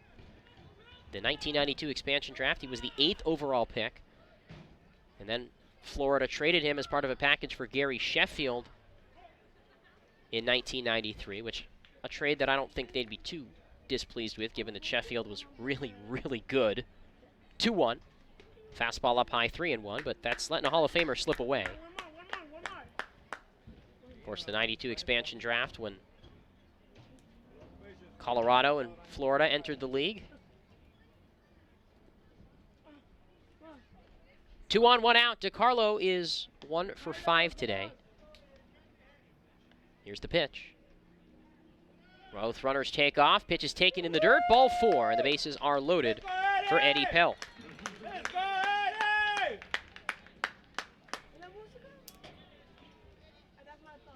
Eddie Pelk's been having a great game. 3 walks, a homer, and a single through the left side.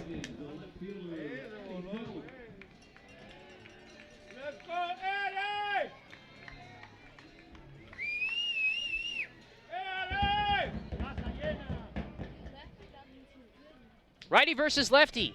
Pelk hits with the bases loaded, 1 out. First pitch. Pelk takes a fastball down low. Ball 1 from Steele. Pelk was the first batter Steele faced last inning and drew a walk against him.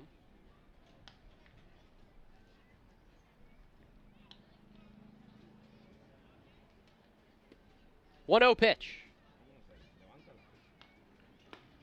Change up in for a strike of the knees. 1-1 on Pelk. Can try to reach for the 6th time today.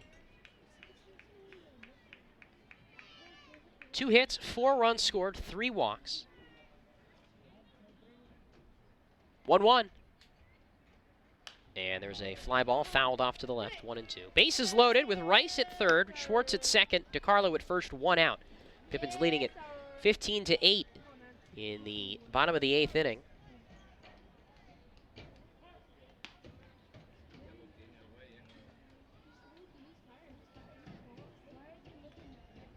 One-two. Fastball too far inside. Pelk slides his hips out of the way. And it's 2 balls and 2 strikes.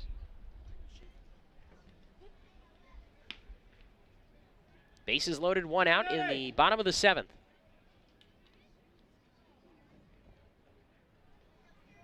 Now the pitch. Steele kicks and deals. High and away with the fastball, ball 3, and the count is full. 3 balls, 2 strikes, 1 out, bases loaded as right-hander Brian Calderon starts to throw in the bullpen as well for Ridgefield. 3-2 to Eddie, trying to walk for the 4th time today. And he does. Ball 4 down low. An RBI walk for Eddie Pelk. And it's 16-8. The Pippins double up Ridgefield here in the 7th.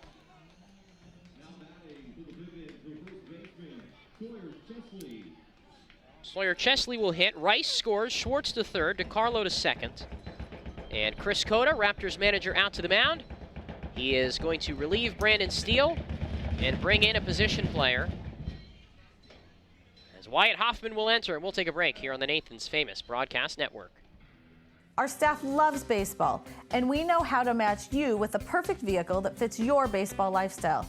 We know that you'd rather be getting ready to head to the field or the big game, so we make sure you have the most efficient and stress-free experience as possible.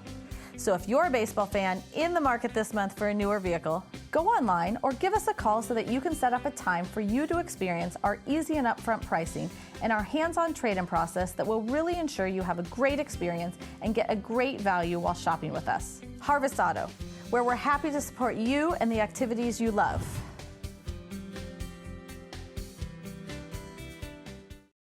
Sure, Drunk You is a pretty cool guy, but he's not exactly what you would call reliable.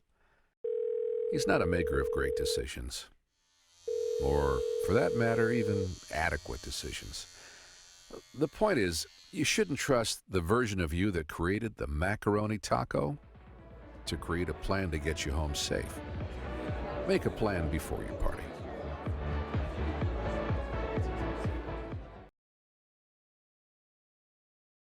attentive customer service, and the best brands for all your home improvement project needs. Roy's Ace Hardware in downtown Yakima, Hometown Ace Hardware in Tieton Village in Yakima, and Oak Creek Hardware in Natchez also has fishing, hunting, landscaping, and cleaning equipment. Ace Hardware, hardware supplies and competitive prices.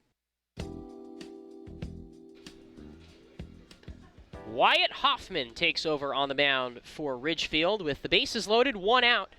In the bottom of the 7th inning, the Pippins leading by a score of 16-8. Hoffman is a position player who has not pitched this season for Ridgefield. He is the son of MLB Hall of Famer Trevor Hoffman, the 18-year Major League veteran who saved 601 career games. So I'm sure Wyatt Hoffman knows a thing or two about pitching. However, he doesn't do it at the collegiate level.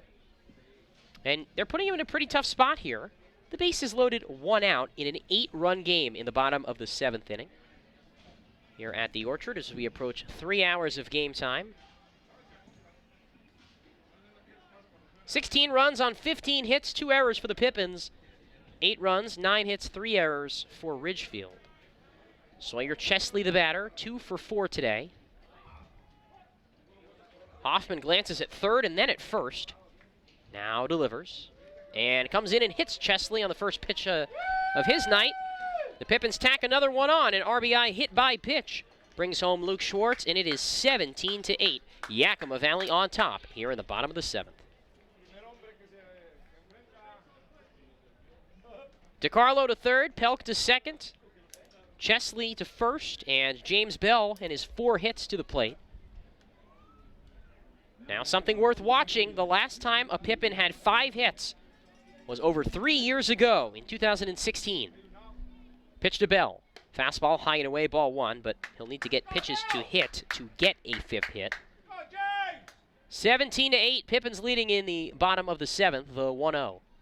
High and away with a fastball, 2-0. Christian Koss, the shortstop for the Pippins, who is now in pro ball with the Rockies. June 16th, 2016, 5 for 5 at Bend. 2-0, pop back foul, 2-1. James Bell today is 4 for 5, and we're in the 7th inning. Ridgefield pitching has struggled a lot today. That would be putting it lightly, I think. Right-hander Dominic Miller still warming in the Pippins pen. Ridgefield bullpen quiet. They're going to let the position player Hoffman toss. 1 out, the base is loaded, 2-1. Fastball outside, ball 3. Pippins have just 1 hit in this inning.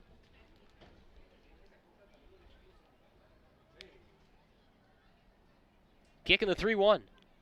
Fastball popped up, back foul out of play. That was definitely ball 4. But in a game like this, Bell can reach for some pitches he might not normally swing at. 3-2 the count, bases loaded, 1 out. 17-8 the Pippins lead here in the bottom of the 7th inning. Kicking the pitch from Hoffman. Fastball grounded through the left side and into left field. DiCarlo scores from third. Pelk held at third. It's a 5-hit game for James Bell. The first Pippin in over 3 years with 5 hits in a game. And James Bell drives in his 3rd run of the game, and it's 18-8 the Pippins lead.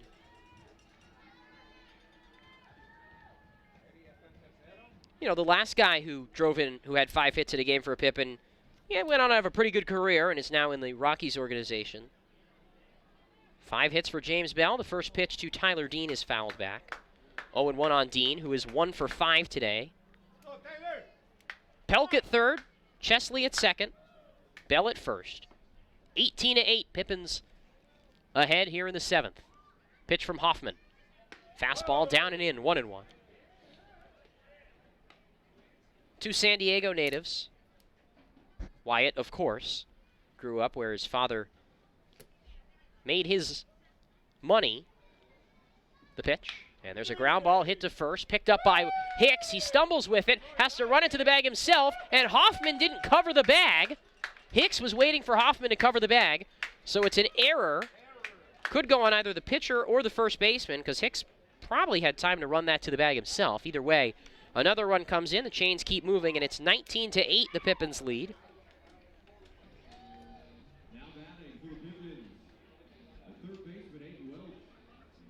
I'm not sure who they're going to score that error on, but either way, Dean to first, Bell to second. First pitch to Aiden Welch, a fastball on the outside corner called a strike. Aiden, the ninth man to bat this inning. He is 0 for 4 today, only guy in the lineup without a hit. And they give it an E3, and I think that's fair. The 0-1. Welch takes a fastball down and away, 1-1. I'm not sure that Wyatt Hoffman, this position player, has a breaking ball. If he does, he hasn't thrown it. Bases loaded, 1 out. Here's the 1-1. Fastball reached for and fouled out of play off to the right, 1-2. 4 runs in this inning for the Pippins, the 4th inning today in which they've scored 4 or more runs. A 5-run first, a 4-run third, a 5-run fourth, and now a 4-run 7th. And it's 19-8. The 1-2. Fastball reached for, lifted deep down the right field line, home run distance, but foul. And it stays 1-2. Most runs scored in a game this year by a West Coast League team was 25 by Corvallis. Pippins definitely have a shot.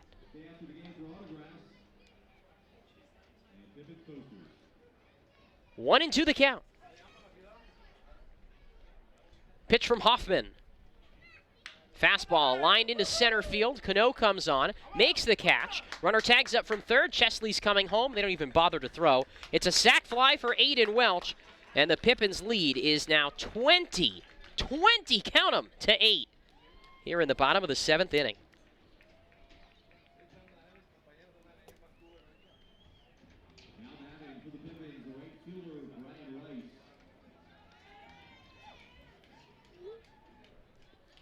Two outs, and Brian Rice, who started this whole inning off, back to the plate against the second pitcher of the inning, Wyatt Hoffman. Sac fly, so Bell stays at second, Tyler Dean at first. Brian Rice batting, first pitch. And he lines this one out to the gap in right center field. That drops and rolls towards the wall.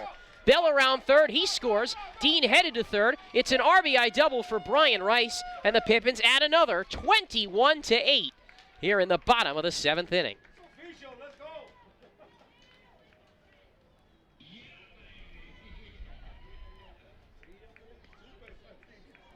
Pippins with 21 runs on the day. They had 1 hit yesterday. 1 total hit. And today they score 21 runs. You really can't predict this beautiful game. Here's Luke Schwartz. First pitch to him, a fastball up high. 1-0 on Schwartz, who was hit by a pitch earlier in this inning. Has also had an infield single, a walk, and an outfield single. And there's a fastball down and away from Hoffman, 2-0. I'm going to make the declaration now that Wyatt Hoffman, not as good of a pitcher as his dad. 2 in scoring position, 2 out, and the pitch. And that one's drilled down the left field line and foul. Give me the exit velo on that baseball. That thing got smoked, but the count moves to 2-1. Pippins with 6 runs across in this inning. They've set a lot of offensive records today. Single here, they get 8 runs in the inning. That'd be the most. As a fastball misses up and away for ball 3. Tanner Parker on deck. Pippins haven't used a pinch hitter at all. I thought maybe like get a pitcher in there, something like that. 3-1. Schwartz takes outside, ball 4. Hoffman loses another via the walk. And the bases are loaded with 2 down for Tanner Parker. The 11th man to bat in the inning.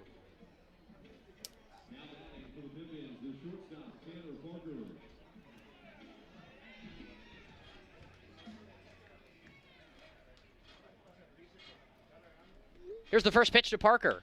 And he lifts this in the air, short right field, hits the first baseman, and Boyd, the second baseman, collide nearly, but it's Boyd that makes the catch, and the inning is over. Pippins gets 6 runs in the bottom of the 7th, and we go to the 8th inning, Yakima Valley leading 21-8 on the Nathan's Famous Broadcast Network.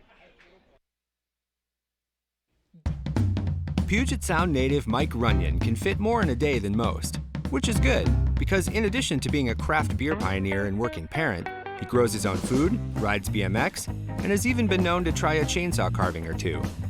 Mike's defined by his differences. At Heritage Bank, we think differences can build a better bank, too. That together, we're more than a community bank, but rather a community of banks, which means more ideas for his business and yours. Kaiser Memorial Health's Grandview Clinic is now open and accepting new patients. Services include family medicine, women's health, mental health, and after-hours care. The Grandview Clinic is open 8 a.m. to 8 p.m. 7 days a week to best serve you and your loved ones. Walk-ins are welcome, and se habla español. This is how we care.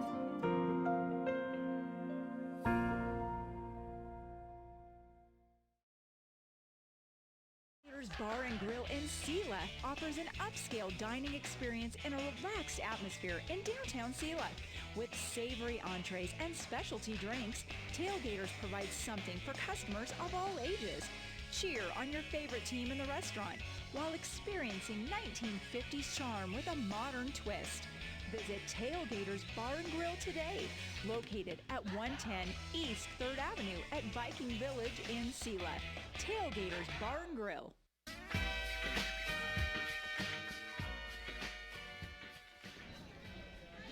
Pippins holding on to a big lead, 21-8, as we go to the 8th inning, and it's right-hander Dominic Miller that enters in relief for the Pippins. Miller making his 3rd appearance of the season. Last pitched July 19th in Victoria, gave up a run over 2 innings of work. An ERA of 10.12 for Miller, 2 2/3 innings, 1 strikeout, 3 walks. Opponents hitting .333 off of the righty from Skagit Valley College. And he faces the 2-3-4 part of the Ridgefield order after the Pippins grabbed 6 runs in the bottom of the 7th. Willie Cano, Michael Hicks, and Steve Ramirez. Right-hander ready. And his first pitch. Fastball inside, ball 1.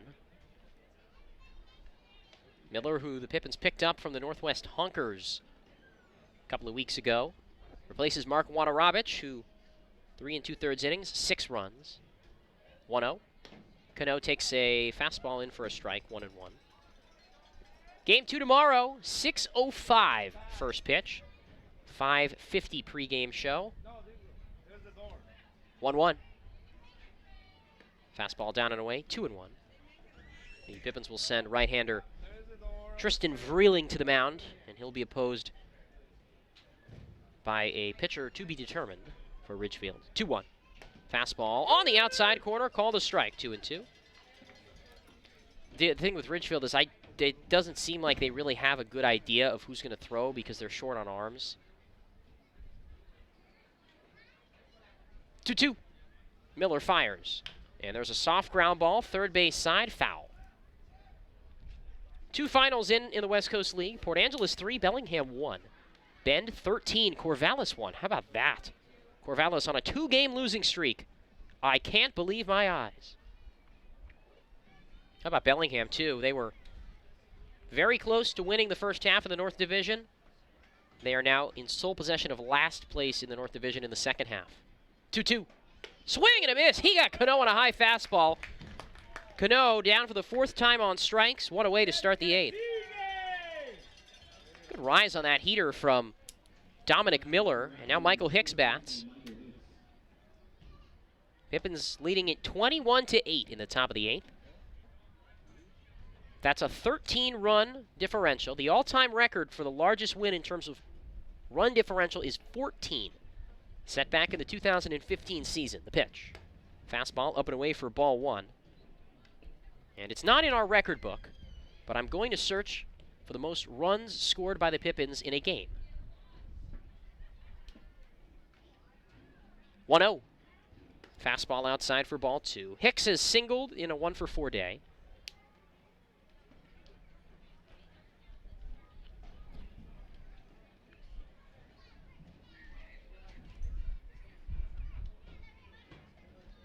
(2-0). Fastball just below the knees, ball 3.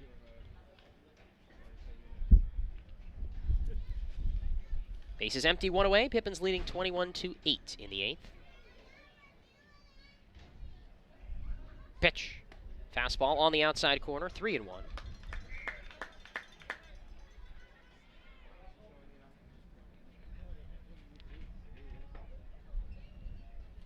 Miller looking for the second out here of the 8th, the 3-1 pitch.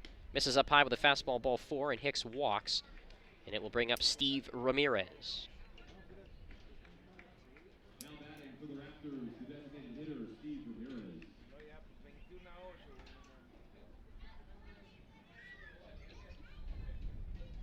21 runs on 17 hits for the Pippins.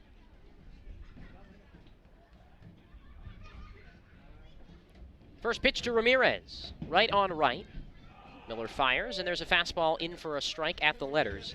And the count is 0-1 on Ramirez, who has doubled and walked as part of a 1-for-3 day. 1 on, 1 out. Pippins leading it 21-8 in the top of the 8th. Pitch. Swing and a miss. Good slider from Dominic Miller. He jumps ahead here, 0-2.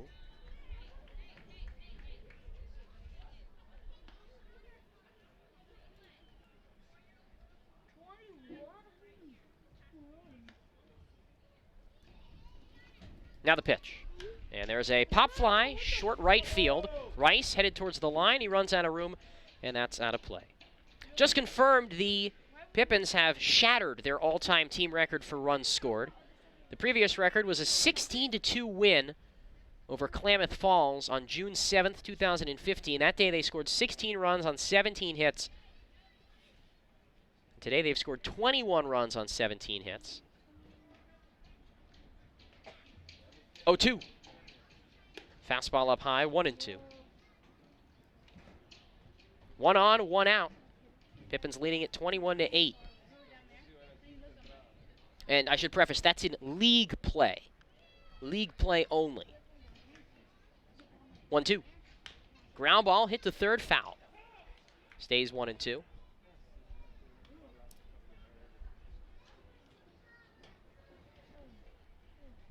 Klamath Falls, that year, they were pretty bad. They were 12-41 on the season.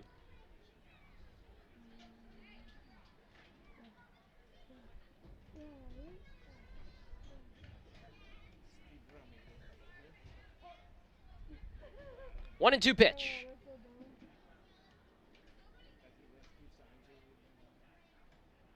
Fastball tails away, 2-2. In that game, Klamath Falls used 4 different pitchers. Pippins didn't hit a homer in that game. 2-2. Soft line drive headed to right field for Rice, who makes the catch. And there's 2 down here in the 8th for Cameron Rapetti.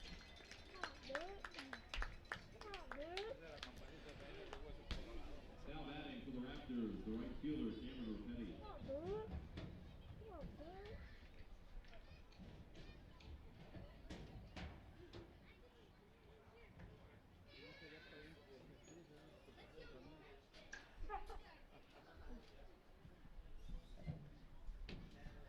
(21-8) the score. Here's the pitch. And there's a line shot down the third base line. It is a fair ball rolling towards the corner. Hard line drive by Rapetti, picked up in left field by Pelk. Hicks held at third. And there are 2 in scoring position with 2 out for Grayson Sterling. Now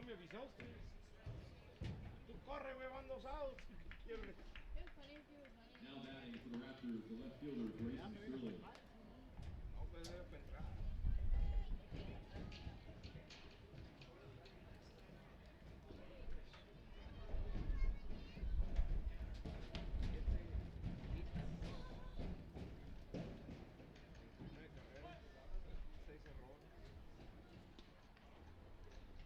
Righty versus lefty. Here's the pitch to Sterling, who homered his last time. He takes a fastball down low, 1-0.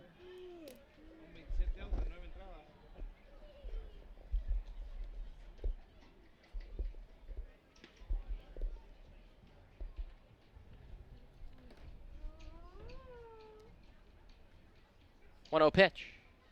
Fastball grounded towards second. DeCarlo waits on it. Fields throws on to first, and it's a clean inning for Dominic Miller as he strands a couple in scoring position. And we go to the bottom of the 8th. Pippins lead 21-8 on the Nathan's famous broadcast network. Call this home. That's where I belong. That's where I belong. Call this home. That's where I belong. That's where I belong. Finding the right home is inspiring. That's why at Banner, we listen, learn, and help you find the home loan that lets you achieve your dreams. That's where I belong.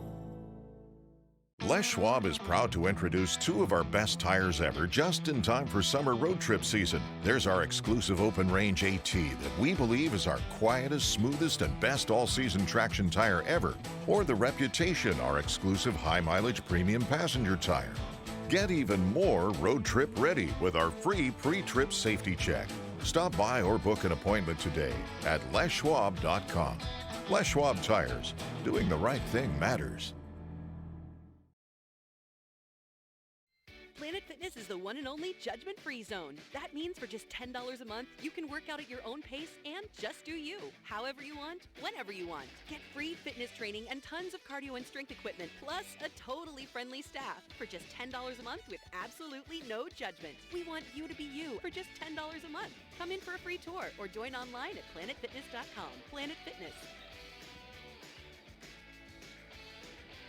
Annual membership fee applies. Participating locations only. See club for details.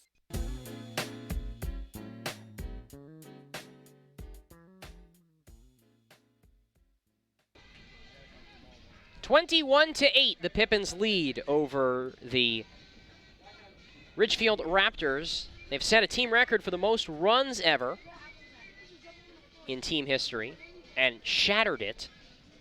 And we go to the bottom of the 8th, and this should be fun. Brian Calderon takes over on the mound for Ridgefield, and the rumor going around in batting practice was that Calderon can throw 100 miles per hour. And I talked with Brian Sleek, the broadcaster for Ridgefield, and I asked him if that's true. He said, well, we haven't seen 100, but he can throw hard. And the righty out of the Dominican Republic goes to Western Oklahoma State College. Makes his third appearance of the season. He's thrown 2 innings for Ridgefield, struck out 2, walked 4. Right, he didn't throw a lot for Western Oklahoma State. And the Dominican right-hander faces Nick DiCarlo to get things going here in the 8th. First pitch to DiCarlo.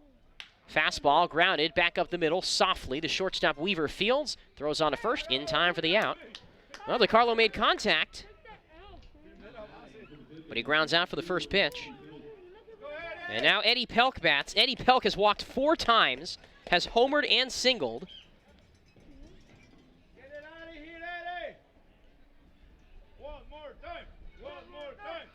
21-8, Pippins lead. First pitch to Pelk. Slider down and away for ball 1.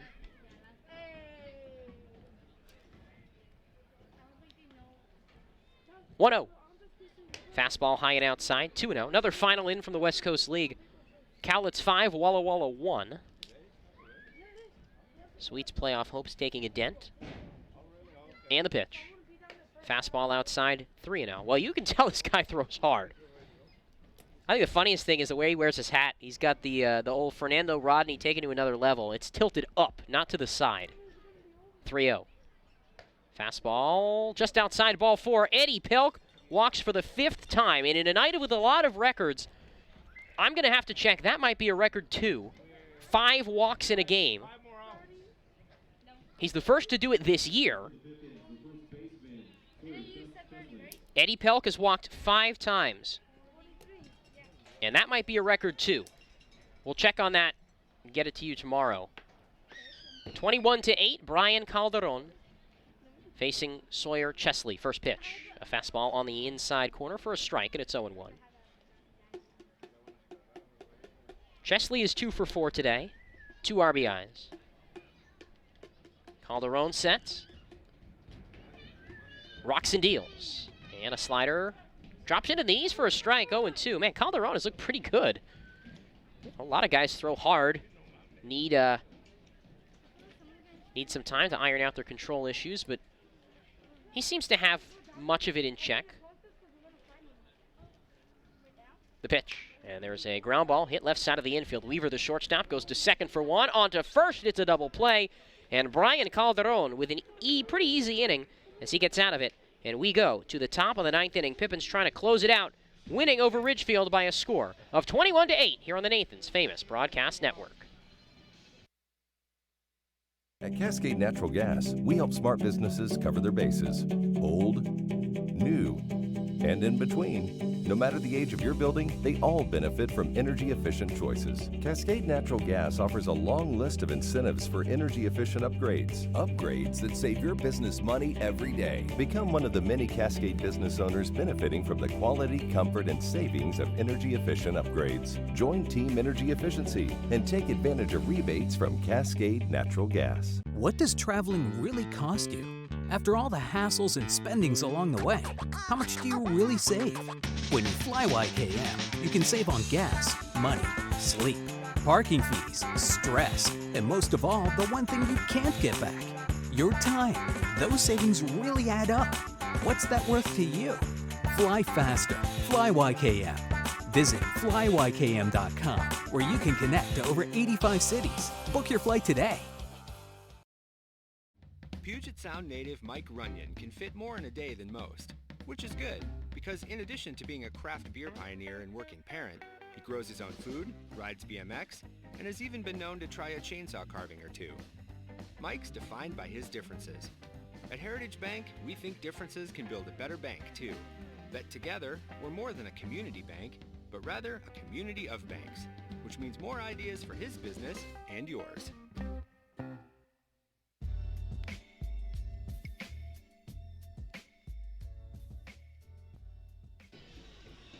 Pippins leading by a score of 21-8 as we go to the ninth. Yakima Valley trying to close out, which would not be the biggest win in team history, but would be the one with the most runs, as they have just dominated from start to finish. 5 runs in the first. They were up 9-1 after 2. They were up 13-2 after 4, and the Pippins have never looked back. Dominic Miller back out to try and finish this one off. Justin Boyd the first to face him. 2 hits today for Boyd. Righty Miller kicks and delivers, and the first pitch, a fastball on the outside corner, called a strike, 0-1. Not a whole lot of fans left, truthfully. It's been a long day with a lot of fireworks, if you want to call it that.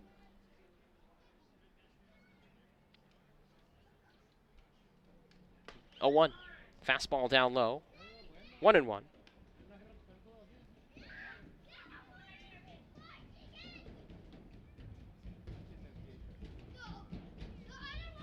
1-1 pitch from Miller.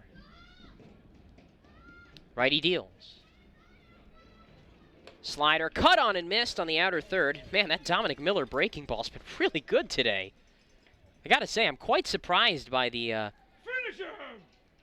improvement on the breaking ball. But it's been a really good pitch. The 1-2 to Boyd. Miller kicks and delivers.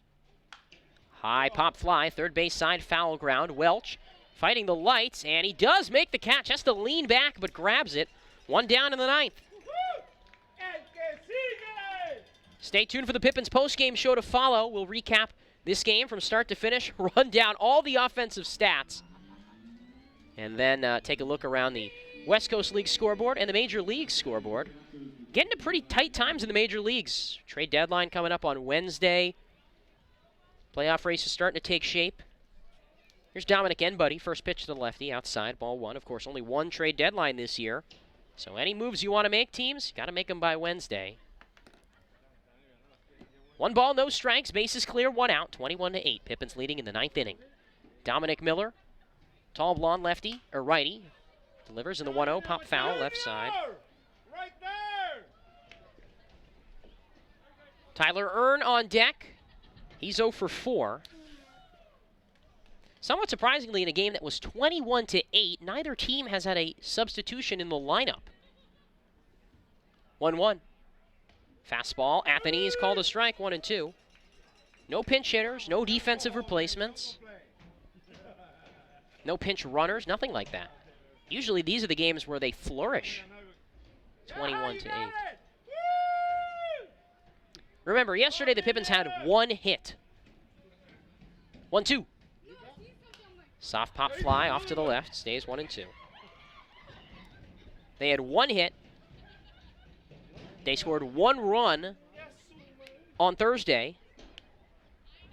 They've lost 5 of 6, but something about playing at home has really invigorated this Pippins team. 1-2 from Dominic Miller. And the pitch on the way. Fastball, sliced back foul, 1-2. Pippins back in action tomorrow, don't forget. First pitch at 6:05. It's a little bit earlier for Sunday. So we'll start pregame at 5:50.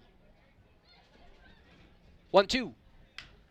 Slider hit in the air, center field. Schwartz back into his right, now comes on a few steps. In the left center gap, he makes the catch. 2 outs in the ninth. And the Raptors are down to their final out tonight as it's up for Tyler Earn.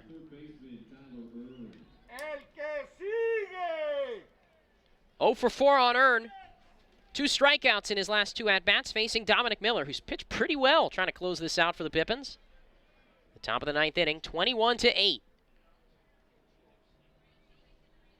Pitch from the righty. Earn takes a fastball down low for ball 1. Pippins will improve to 19-24, 8-9 in the second half. And with Victoria not playing, they'll be 3 games back of first. Ridgefield will fall to 5-8 in the second half, 18-21 on the year. Ground ball hit to shortstop. Parker backhands, gets to his feet, throws on a first, and the ball game is over. The Yakima Valley Pippins put up a record high 21 runs in an onslaught victory, winning 21-8 here tonight over the Ridgefield Raptors to open up a 3-game series. The team record for most runs scored in a game. It was an absolute blowout, and the Pippins have plenty of momentum they can take forward headed into the rest of this series against the Raptors. We'll take a break and then wrap things up on the Pippins postgame show presented by Treetop on the Nathan's Famous Broadcast Network. Puget Sound native Mike Runyon can fit more in a day than most, which is good because in addition to being a craft beer pioneer and working parent, he grows his own food, rides BMX, and has even been known to try a chainsaw carving or 2. Mike's defined by his differences. At Heritage Bank, we think differences can build a better bank, too. That together, we're more than a community bank, but rather a community of banks, which means more ideas for his business and yours. Sure, Drunk You is a pretty cool guy. But he's not exactly what you would call reliable. He's not a maker of great decisions. Or, for that matter, even adequate decisions. The point is, you shouldn't trust the version of you that created the macaroni taco to create a plan to get you home safe. Make a plan before you party.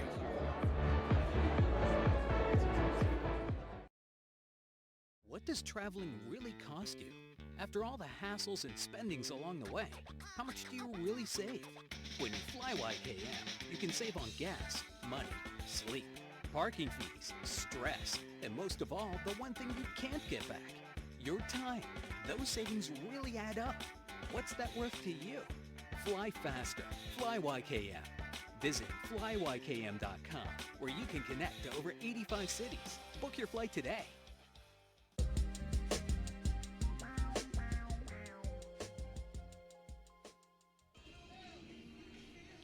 Well, that was really something. Pippins win 21-8. No, I'm not kidding. That was actually what it was. Big win for the Pippins as they knock off Ridgefield, scoring a season-high and record-high 21 runs on 17 hits. Let's wrap it all up here on the Pippins postgame show presented by Treetop. Since 1946, the Treetop name has been associated with premium apple juice, and the company has been a stickler for quality and flavor ever since. A proud supporter of Pippins baseball, Treetop products are served throughout the orchard. Pippins win 21-8. Yeah, it was a good game from the start to finish. 5 runs in the first, 4 in the third.